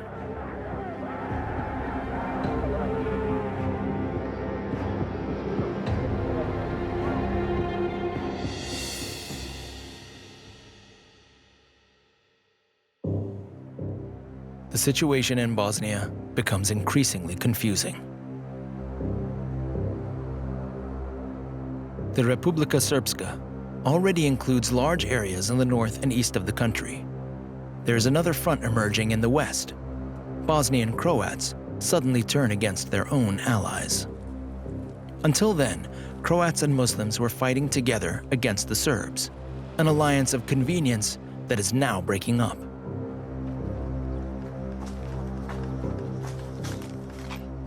The Croats from Bosnia were in many ways seen as the most nationalist, the most extreme, and they often saw their capital as Zagreb and not Sarajevo. So what they wanted to do, ultimately, was to join with Croatia and have a Croatian state. Croatian President Franjo Tudjman is involved in the intrigue. As soon as the war broke out in 1991, he met with Slobodan Milosevic to discuss the division of Bosnia. His longer-term plan was to support the Bosnian Croats to build their own state and possibly connect this area, or even Bosnia-Herzegovina as a whole, to Croatia. One of the main hubs of this new conflict is the city of Mostar. The Croats want to make Mostar the capital of a Bosnian Croat state and drive all Muslims out of the city.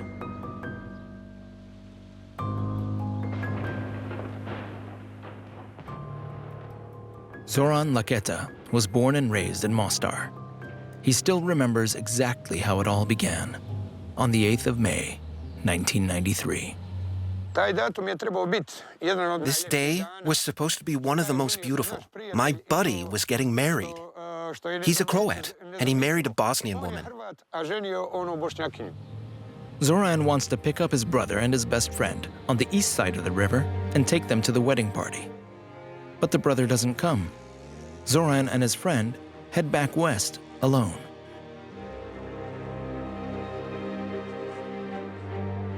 Around 1 or 2 in the morning, when the wedding ended, we went back. We saw cars with soldiers, many special units. That was the worst moment of my life.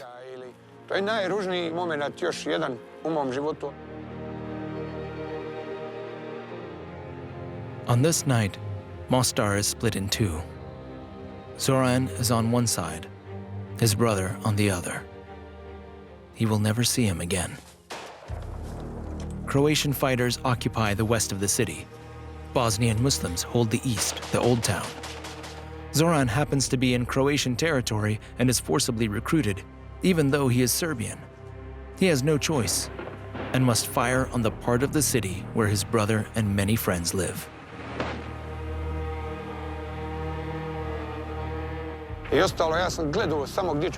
I was just thinking about survival and my little daughter.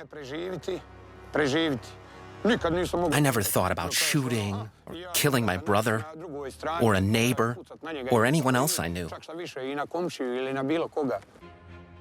On the 8th of June, 1993, Zoran's brother dies from a Croatian grenade. The Bosnian Muslims in the old town of Mostar are cut off from the outside world.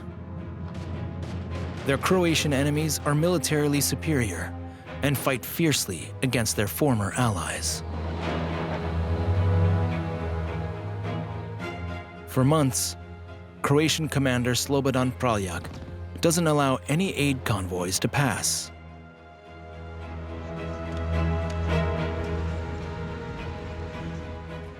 Muslim soldiers who had fought side by side with the Croats are locked up in camps.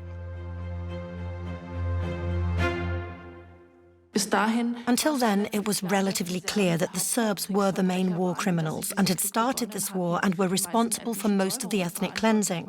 But after the war within the war broke out, the situation became extremely confusing. The Croatian attacks don't spare the city's landmarks.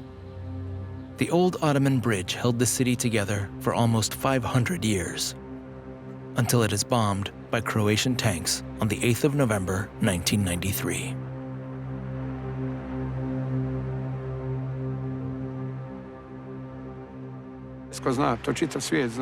And what was it destroyed for? Because of those nationalists who didn't even allow me to go to my brother's funeral. Not even that.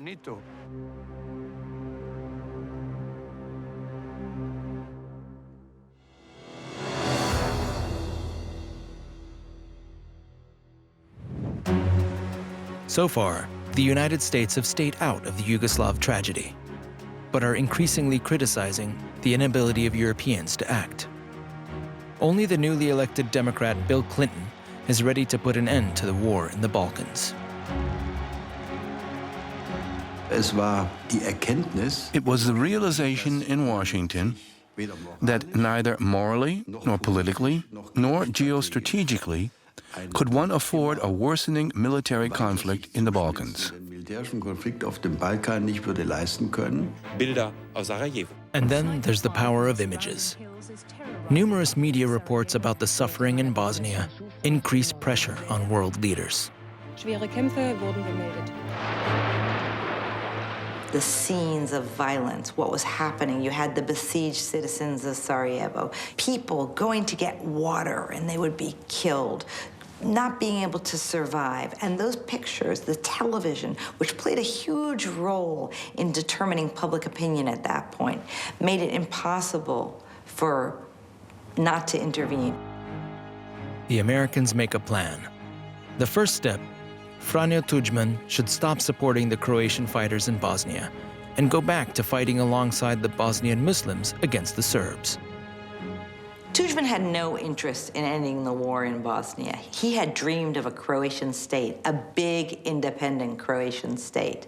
He was persuaded to do so with the promise of Western United States military support, support for ending the Serb hold over Croatia, for making Croatia a functioning state.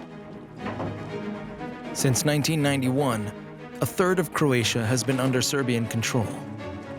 With American support, a powerful Croatian army is successfully built.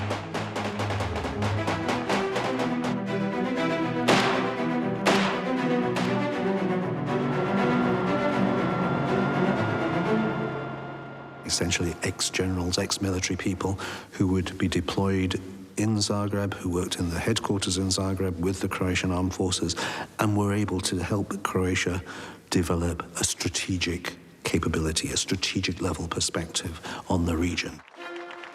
On the 25th of March, 1994, Croatian President Tudjman and Bosnian President Izetbegović sign a peace agreement in Washington. They agree to form a common territory, a Croatian-Bosnian Federation.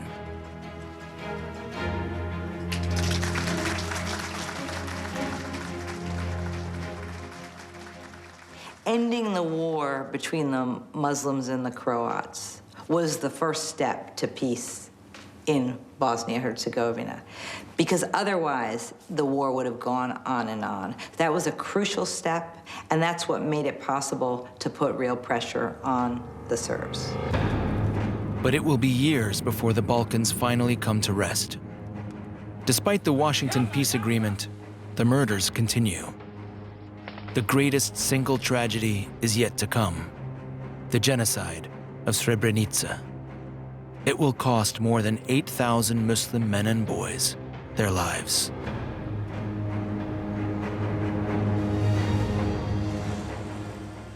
March 1994.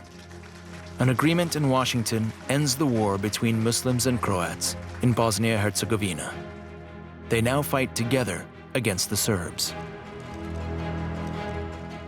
The Bosnian Serb army currently holds more than 2/3 of Bosnian territory. The only chance for peace in Bosnia is if the Federation of Croats and Muslims pushes back the Serbs and creates a balance of power on the ground.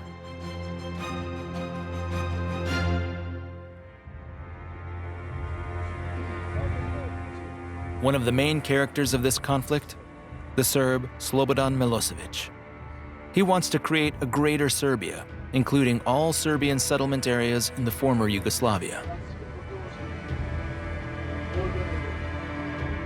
The Yugoslav president is perhaps the most powerful man in the Western Balkans, a loud agitator who stirs up nationalism. The Serb supreme warlord is where all strings come together. Milosevic's governor in Bosnia is Radovan Karadzic, president of the proclaimed Serb Republic since 1992. Karadzic, a psychiatrist by training, wants to establish an ethnically pure Serb state in Bosnia-Herzegovina as the leader of the Bosnian Serbs.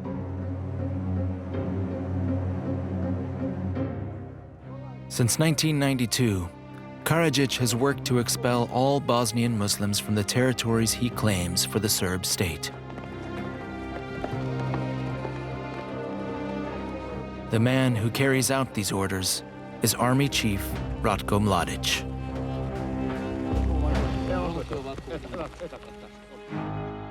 Until 1992, Mladic served as Lieutenant General in the Yugoslav People's Army. When the army disintegrates, he becomes Commander-in-Chief of the Bosnian Serb troops. He's considered a ruthless hardliner. In just a few months, Mladic and his troops conquer 3/4 of Bosnia-Herzegovina. They expel hundreds of thousands of Muslims.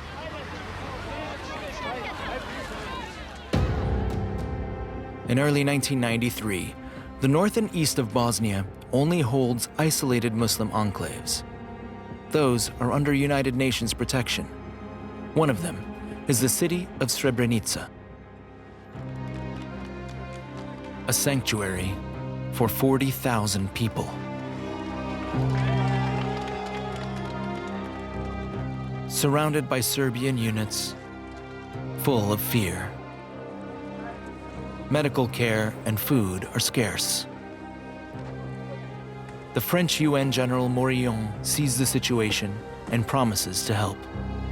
You are now under the protection of the UN forces. The United Nations announced the formation of the 6 safe areas, and then those people who insist on the creation of the safe areas, they're all asked for troops, and they look down to the floor and sort of shuffle their feet, and they do nothing. Those safe areas were sitting ducks, even with the UN there. Meanwhile, the United Nations established the International Criminal Court for former Yugoslavia in The Hague. The tribunal prosecutes all former and current war crimes committed in the Western Balkans. It was a great historical precedent, but it was also something of an empty gesture. There'd been pressure from the outside to take action over the events in Bosnia and Herzegovina because of the allegations of genocide and war crimes. This was seen as a step.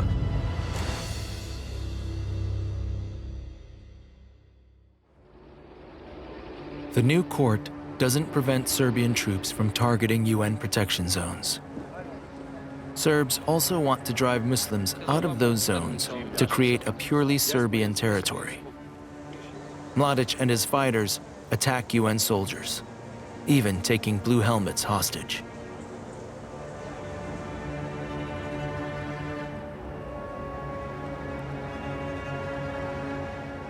The UN Blue Helmets had an impossible mandate. This mandate was never intended to protect the population effectively, but was a purely humanitarian mandate. The Blue Helmets were there to provide humanitarian aid, to provide medicine, care for the refugees, and observe what was happening on the ground.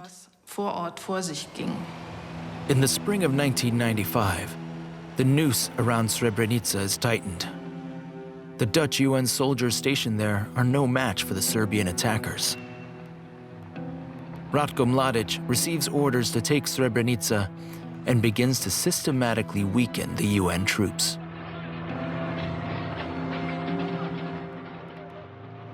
The Serbs decided not to let any more convoys through. The people were allowed to leave, but no one could return. We started with 800 soldiers. In the end, we were 400 soldiers. We were on the ground with relatively few people, poorly armed. We were only allowed to go in with water pistols. Jerry Kramer is sent to Srebrenica in February 1995. As a doctor, he cares for the sick and injured in the UN protection zone. To this day, he can't understand why the United Nations didn't act more decisively. On the 11th of July, Ratko Mladic and his troops breached the Srebrenica protection zone. Almost all Muslims have left the city by now. Most of the men have fled into the woods at the last moment, hoping to make their way on foot to the next protection zone. Women and children, along with a few hundred men, seek shelter in the Dutch Blue Helmet camp 6 kilometers away. I went to the United Nations with my daughter. But when I saw how many men were on their way to the base, I ran back to get my son. But he refused and said, "No, Mom, I'm not a woman. I'm not going to the base." Around 25,000 people hope for protection from the Blue Helmets, but the soldiers are completely overwhelmed. There's a large factory hall on base. When Fadila and her daughter flee here in July 1995, the hall is overflowing.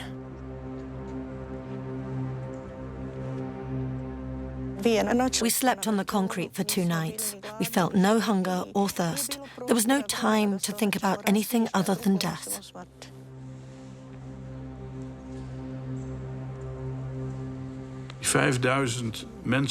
There were 5,000 people at the factory.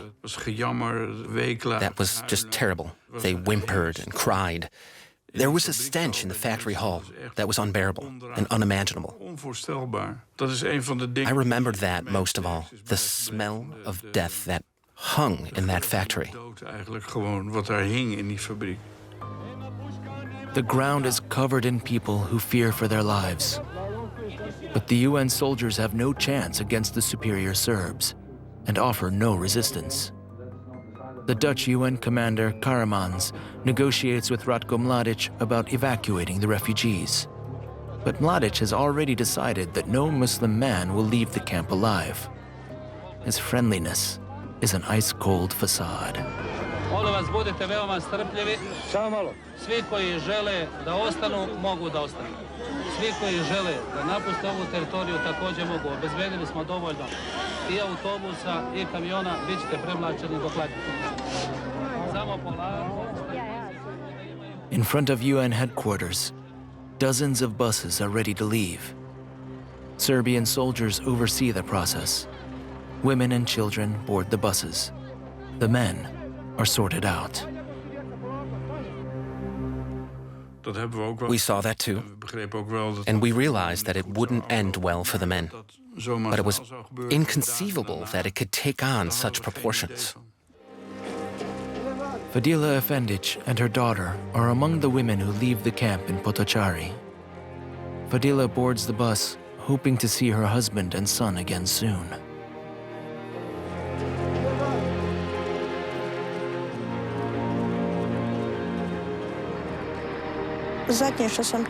The last thing I heard was that my husband and son were alive and safe. I left Potocari with this thought. Otherwise, it would have been impossible for me to get on a truck and leave. I would have looked for them. Almost all Muslim men in the UN camp are shot dead. On the same day, Mladic's troops start hunting the men who have fled into the woods, even with tanks. The refugees are weak, starving, unable to defend themselves. Those who fall into Serbian fighters' hands are gunned down. More than 8,000 Muslim men and boys are killed.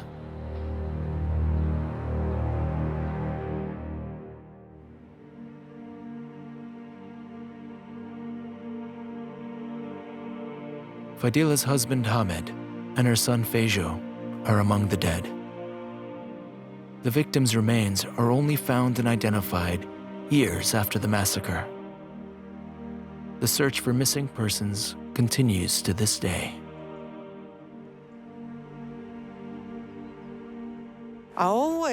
This cemetery acts as a mirror, a memorial that reflects how much these aggressors lived out their hatred towards our people and religion. It's really terrible. Srebrenica. To this day, it's the most serious war crime in Europe since the Second World War, made possible in part by the powerlessness of the United Nations. It has meant that the world community, and especially the Western community, has been told that this can't continue now.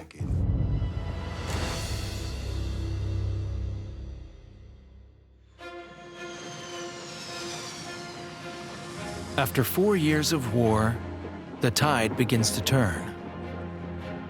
The Croatian military has been upgraded and strengthened with US support.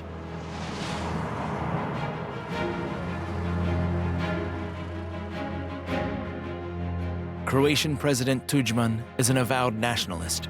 His anti-Serb policy in 1991 was one of the triggers for the war. Since the Serbs brought a third of Croatia under their control, he wants one thing above all: revenge. On the 4th of August 1995, he gets his chance.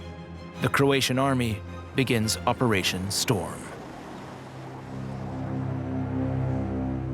The areas around Knin that have been under Serbian control since 1991 are to be recaptured and the Serbs driven out of Krajina. The Krajina was at its end. There was nothing it could do. The Croats were now well armed, they were well organized as a military, and they were determined to get that territory back. The outmanned Serbian troops retreat from Krajina before the Croatian attack begins. Milosevic had set the region ablaze. Serbia itself was now beginning to suffer. It had suffered greatly from economic sanctions, it had suffered from the burden of supporting armed conflict, and Milosevic was a master of understanding the Serbian population. And when he found out that things were turning against him within Serbia, he understood that he needed to get out of the war. This clears the way for the Croatian army. A few days before, it was clear that there would be an attack on Krajina. Drago Kovačević was mayor of Knin then. The last Serb in this post still remembers exactly the night when Operation Storm began.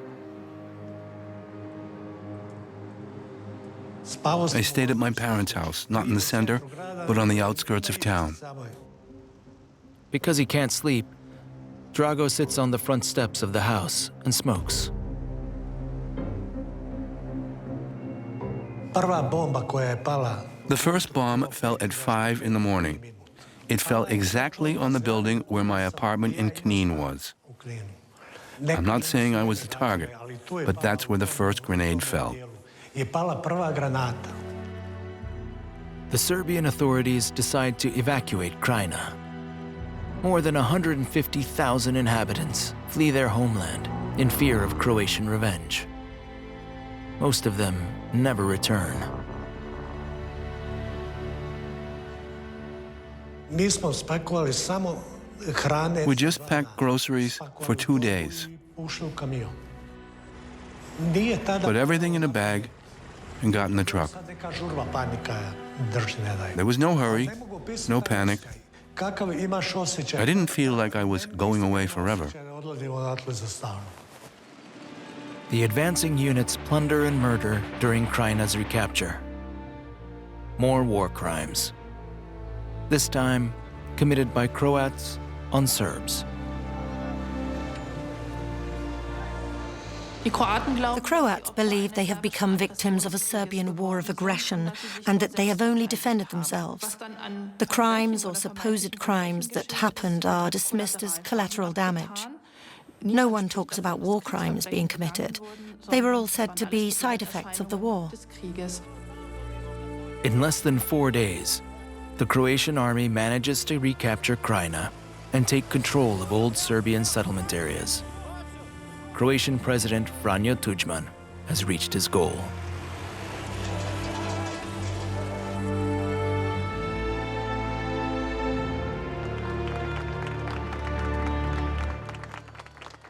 They had the support of the West to take control, to reassert control over Serb-held territory.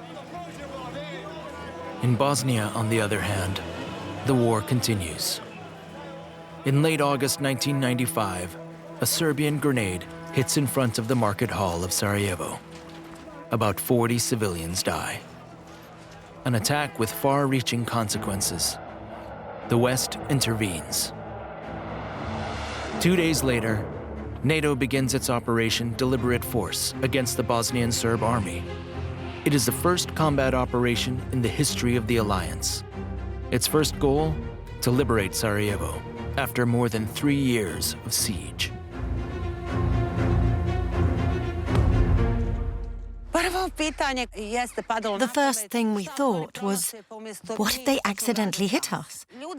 And the other thing was, there was no satisfaction at that moment that someone else was now being destroyed. People just wanted peace. We were just too exhausted. Senka Kurt and 300,000 other people still live in the city. The daily bombardment robs many of their courage to face life. More than 10,000 inhabitants of Sarajevo die in the fighting. To be honest, I am still very angry and disappointed.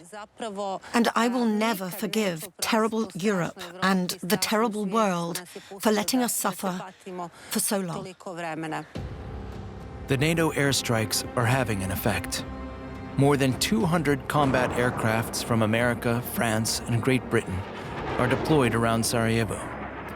The Bosnian Serb army gradually withdraws.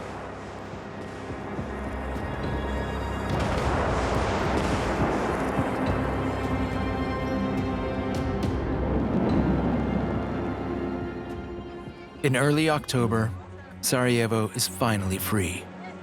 After 1,425 days, a bit of everyday life returns, step by step. The longest siege of the 20th century is over. NATO bombers, along with Croatian and Muslim forces, push the Bosnian Serbs back east and force Belgrade to the negotiating table.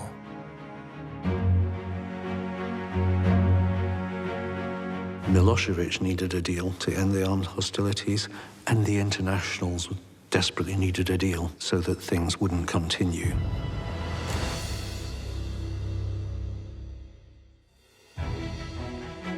Peace talks take place at the U.S. Air Force Base in Dayton, Ohio. Shielded from the outside world without a break. After 3 grueling weeks, still no results. The 3 delegations were so hostile to each other that even getting all 3 around one table was only possible in exceptional cases.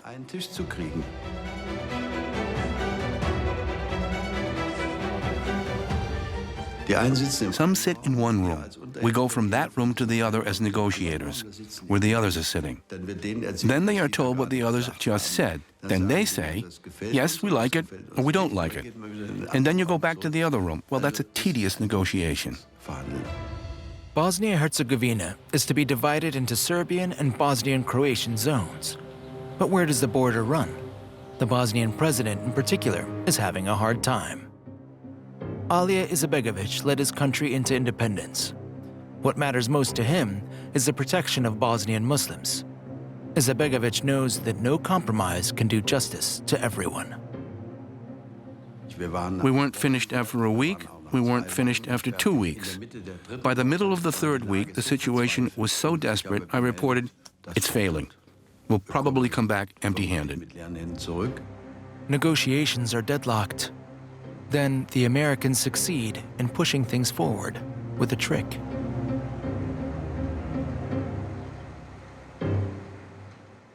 The American delegation packed their bags and placed their suitcases visibly in the yard, so that the Serbs and Croats and Bosniaks could all see we're about to pull the plug.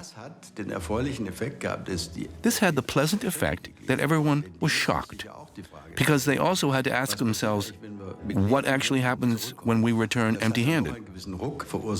That caused a certain jolt.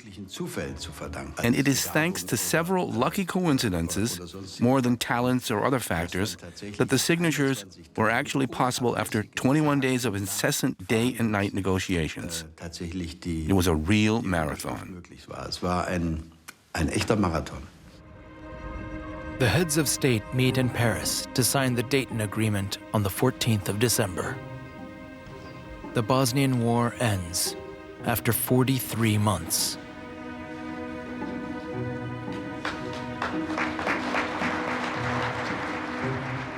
Naš cilj je bio I ostao cjelovita I demokratska Bosna. Odredbe ugovora to garantuju, ali hoće li te odredbe postati život ili će ostati mrtvo slovo na papiru, to od ovog trenutka dobrim dijelom zavisi od nas, od toga šta hoćemo I šta možemo. Borba za te ciljeve nije izgubljena, ali nije ni dobijena. The federal state of Bosnia-Herzegovina remains formally in existence. 49% of the territory is assigned to the Serbian Republika Srpska, 51% to the Federation of Croats and Bosnian Muslims. The Dayton Peace Agreement enshrined the gains of war. We all criticized the Dayton Peace Agreement, but in many ways, it was the only agreement that could be reached at the time. And letting the war go on would have only cost more lives and bloodshed, refugees, and destruction.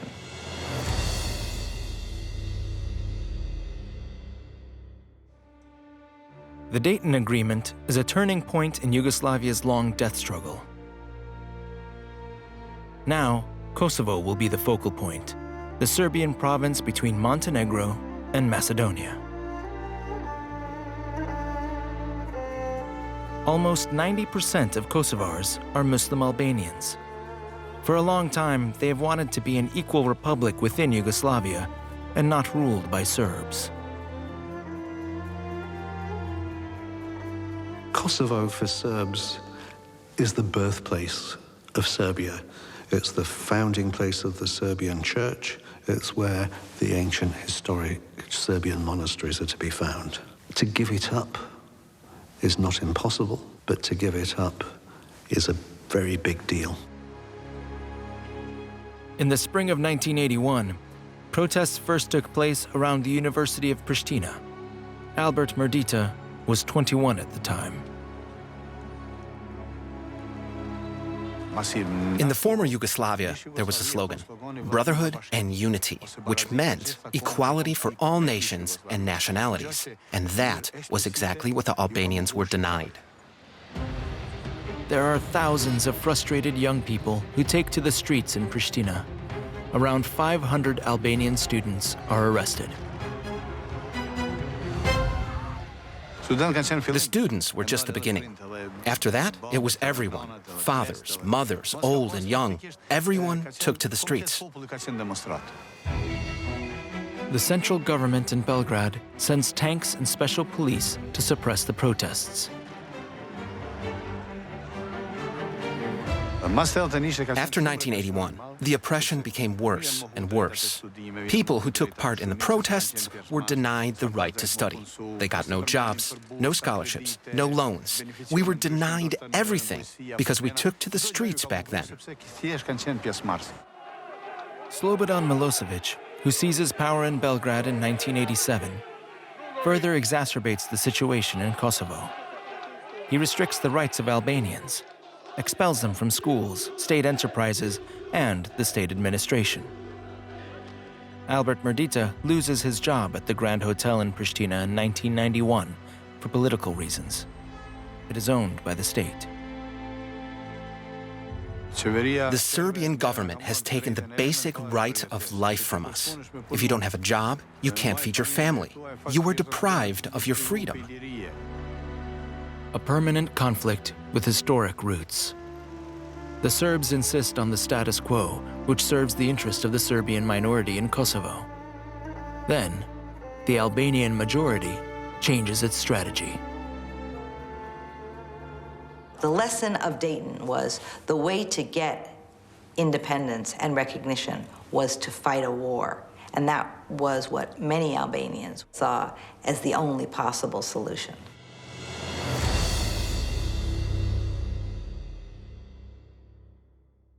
In 1996, the Kosovo Liberation Army, KLA, appears for the first time. An Albanian underground organization that wants to achieve Kosovo's independence by force. In the beginning, there are about 1,000 fighters. The whole population supported the KLA.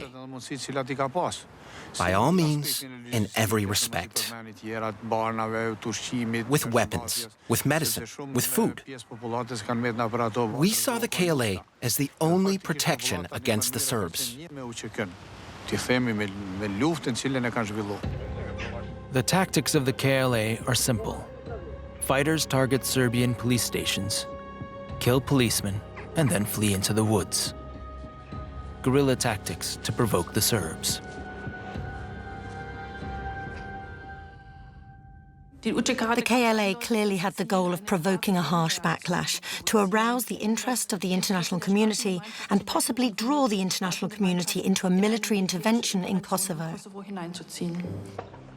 The United States initially placed the KLA on the list of international terrorist organizations. A military intervention in Kosovo is out of the question for the West. Kosovo was not an international border. Kosovo was a border within Serbia. It was an administrative border. So I think the reluctance to intervene was very much based on the fact that it was intervening within Serbia. The KLA increases pressure, also murdering Albanian civilians who cooperate with the Serbs. Almost 40% of Kosovo is brought under its control by 1998. Ne jemi të gatshëm dhe në rand parë me bërë luftën në Kosovë, për shlirimin e Kosovës. Po që se ka nevojë dhe shohëm se nuk bëhet ashtu si duhet luftë, megjithëse ashtu kështu është luftë shumë e barabartë, atëherë ne do të morëm edhe hapa tjerë të cilët janë nevojshëm me kohën. In the spring of 1998, Slobodan Milosevic sends special police and army units to Kosovo for the first time to put the KLA in its place.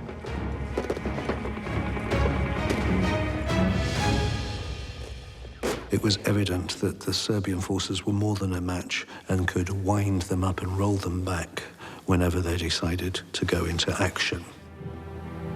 In central Kosovo, until then firmly in KLA hands, Serbian soldiers kill several dozen civilians. In the summer of 1998, the Serbian offensive reaches its temporary peak.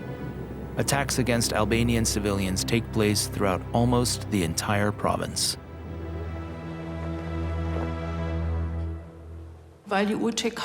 Because the KLA acted from the civilian population and also tried to control whole villages, the Serbian army and the Serbian police invaded the villages and tried to expel the whole Albanian population there.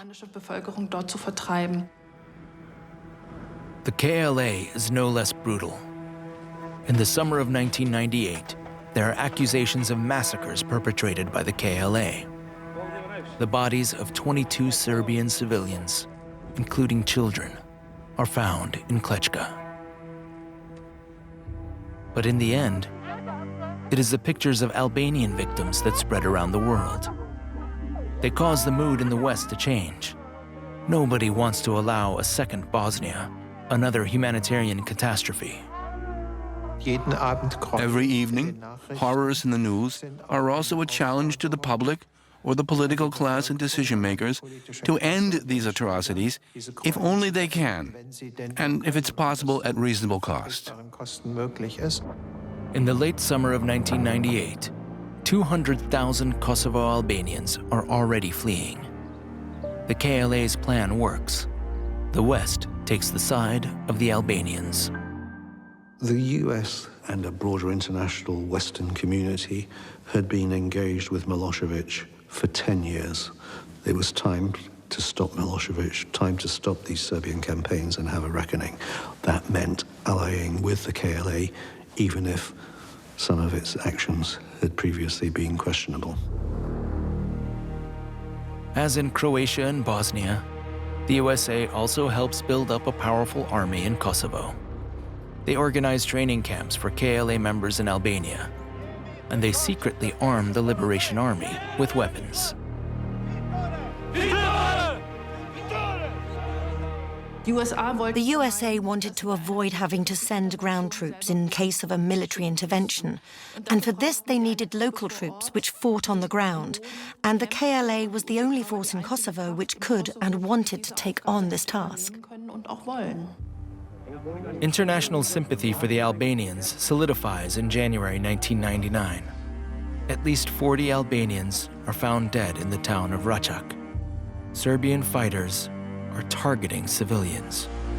The OSCE observers, who are there to monitor the official ceasefire in Kosovo, are also now convinced.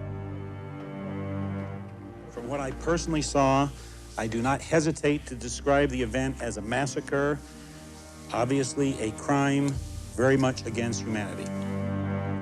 Serbian officials argue that the crime was staged to manipulate the West, but the forensic doctors of the OSCE refute this claim.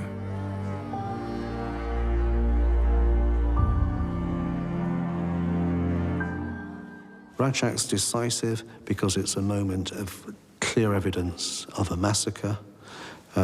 that message goes around the world and it galvanizes support.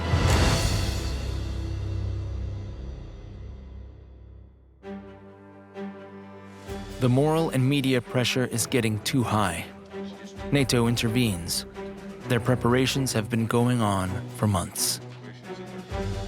The West was less united than many people think. Germany was on the whole very unhappy, particularly the Bundestag. Czechoslovakia very nearly came out against supporting this. Greece was under great pressure. So there was by no means a unified NATO approach to the war in Kosovo. And Clinton and Blair had to do a lot of arm twisting. The US Air Force and the Royal Air Force are involved in the air raids. But many other alliance partners are also willing to send aircraft to Kosovo. Among them Denmark, Belgium, Italy, and Germany. In Germany, participation in the NATO mission is highly controversial. In Germany, a culture of military abstinence had prevailed since the Second World War. Under basic law, Germany was not authorized to intervene militarily in other states. The public was not at all prepared to send German soldiers on military missions. NATO states are leaving the UN out of the picture this time. For many, a breach of law. But the USA fear a Russian veto. Russians and Serbs feel historically connected. They share culture and religion. The Russia of the Yeltsin era is weakened, but it firmly holds on to Serbia.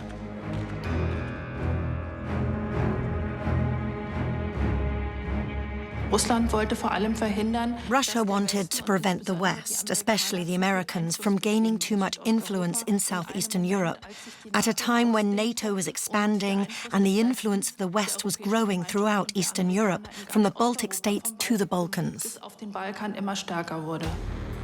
Operation Allied Force begins on the 24th of March, 1999. In the eyes of NATO allies, a humanitarian intervention to stop Serbian violence in Kosovo. If President Milosevic will not make peace, we will limit his ability to make war. Hopefully, Mr. Milosevic will realize his present course is self-destructive and unsustainable. The German Air Force sends fighter jets to Kosovo. Tornado pilots go to war in March 1999. Among them, Siegfried Beck, who pilots the Eurofighter today. At first, you were a bit shocked that things on the ground were developing so fast, but the moment you get in and the engines are running, your training kicks in and you just work. NATO's first airstrikes are directed against Serbian military installations. It's meant to be a short, clean war. The German pilots are to destroy radar installations. Our missile is designed to destroy only the radar antenna, and no one is sitting at the radar. Nobody voluntarily exposes himself to this radiation, and then the radar antenna is simply destroyed, and it just doesn't work anymore. With this order, the German tornadoes start their journey towards Kosovo. Their opponents fire back.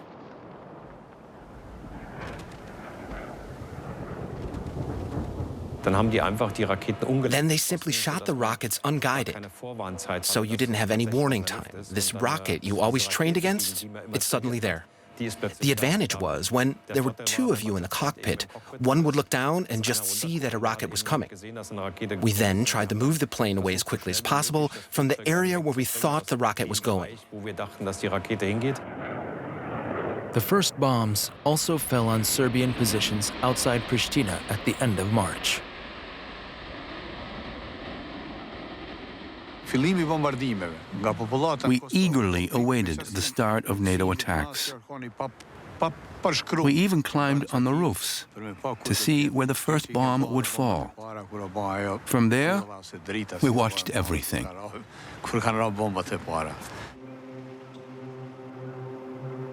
While NATO drops bombs, the situation on the ground worsens. The Serb troops in Kosovo feel challenged by the West, and take ruthless action against the Albanian population.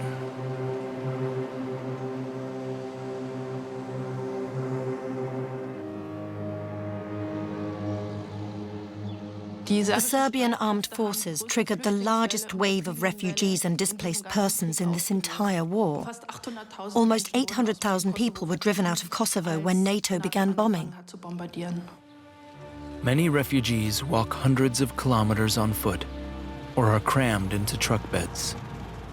They want to get out of Kosovo and into Albania and Macedonia as quickly as possible. Meanwhile, British and US fighter jets run daily sorties into Serbia. Their bombs destroy industrial plants and factories, attacks on the Serbian economy.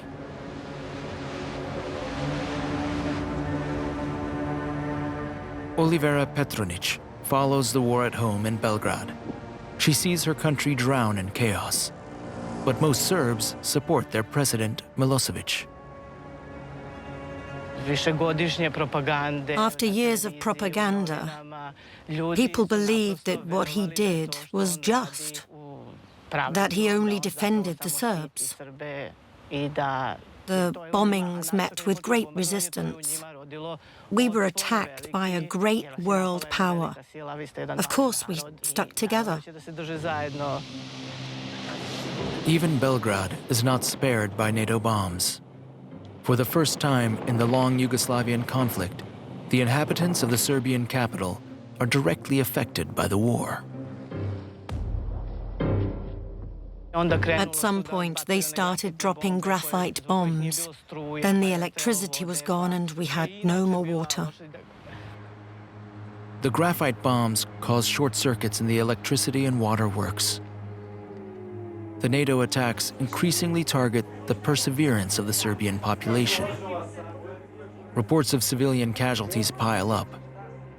In April, NATO missiles hit an express train. 14 people are killed. A little later, a bomb falls on the RTS television station in the heart of Belgrade. 16 employees die. Young people, especially technicians. That was a great tragedy. These people were not victims near military objects. They were simply killed at their workplaces. NATO intervention is costing more and more Serbian civilians their lives.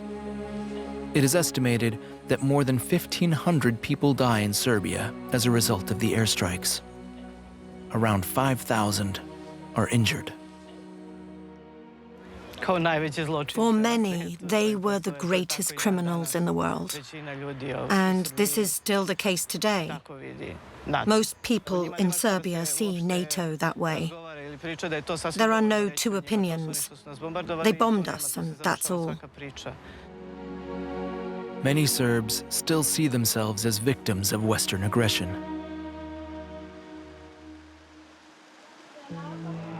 After about 2 months of bomb warfare, support for military operations in many countries is dwindling. In Germany, participation in the NATO mission in Kosovo is developing into a real ordeal for the government. Foreign Minister Joschka Fischer feels the rage from his own party.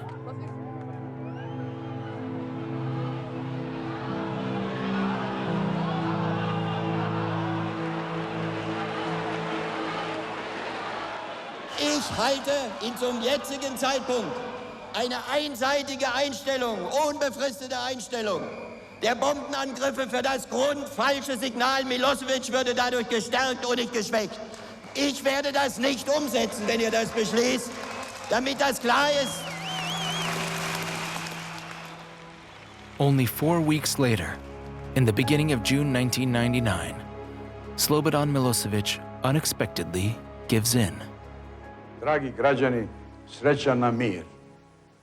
U ovom trenutku naše prve misli treba da budu posvećene herojima koji su dali svoje živote u odbrani otadžbine, u borbi za slobodu i dostojanstvo svog naroda. Nismo dali Kosovo. To me, the key thing that makes a difference is the indictment by the International Criminal Tribunal, because it runs counter to all Milosevic's assumptions about the situation, and suddenly he doesn't know where to go, and he turns around very quickly and says, right, must be a mistake, let's get out of this as quickly as we can. After 78 days of air raids, rapture on Belgrade's roads, the Serbs celebrate peace, not their president. If it hadn't been for the Russian side, at some point in late May, saying to our friend Milosevic, "Dear friend, you won't last much longer now. We can't protect you anymore," then he might not have raised the white flag in early June. Kosovo becomes a UN protectorate within the Federal Republic of Yugoslavia. The United Nations establish a transitional administration and send Blue Helmet soldiers, the so-called Kosovo Force. 50,000 soldiers from 39 countries are tasked with securing peace in Kosovo. Their mission continues to this day.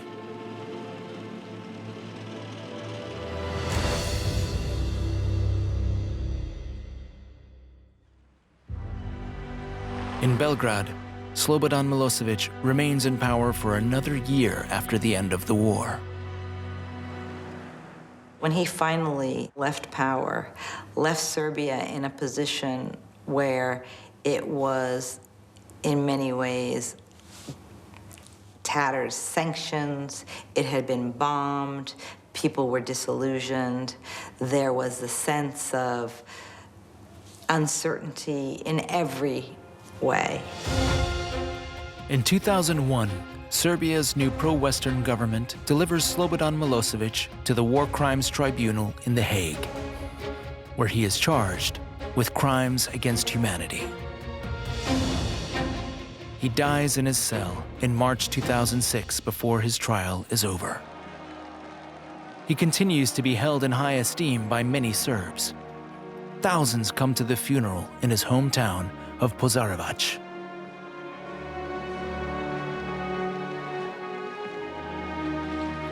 Bosnian Serb leader Radovan Karadzic is arrested in 2008.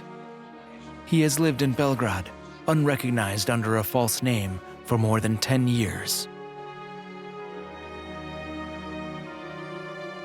His army chief, Ratko Mladic, responsible for the mass murder of Srebrenica, is caught by authorities in 2011. He, too, is still venerated by many Serbs. Karadzic and Mladic are sentenced to life imprisonment in The Hague. One thing that maybe was expected, and it hasn't done, is to create both an authoritative historical record that everybody will recognize, and with that, some kind of reconciliation around that agreed record.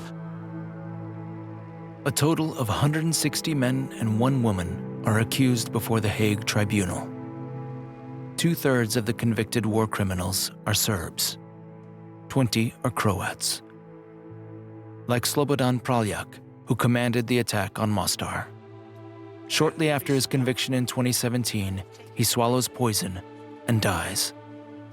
9 Bosnian Muslims and 8 Kosovo Albanians are also on trial in The Hague.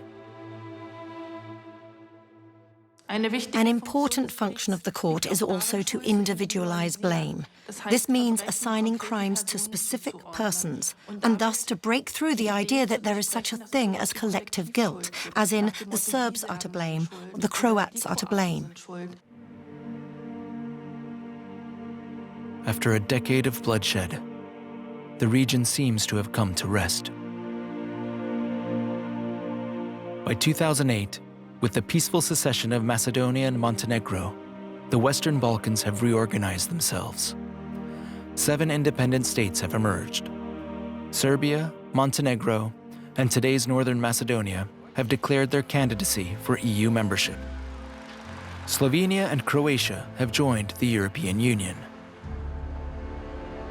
In many places, however, people are still struggling with the consequences of war. There is a real challenge when it comes to tackling the past. We see little evidence of significant attempts really to address this. Bosnia has been divided since the war. The peace agreement has frozen the country's ethnic division. Corruption and mismanagement plague the population. It's a cold peace, if you will. To bring about real peace, we in the West would have had to do things a lot differently these past 20 years. The situation in Kosovo is similar. The country has now declared itself independent, but as long as Serbia doesn't recognize this, the conflicts of the 1990s will continue to smolder. For the time being, there are no plans to join the EU. If international forces were to withdraw from Kosovo, if the international presence were to be removed from Bosnia and Herzegovina, I think I would have little doubt that within 18 months there'd be a return to armed hostilities. Much has changed in Serbia since the fall of Milosevic, but the country still struggles with the economic consequences of the war. Unemployment and a lack of prospects are the breeding ground for new nationalism.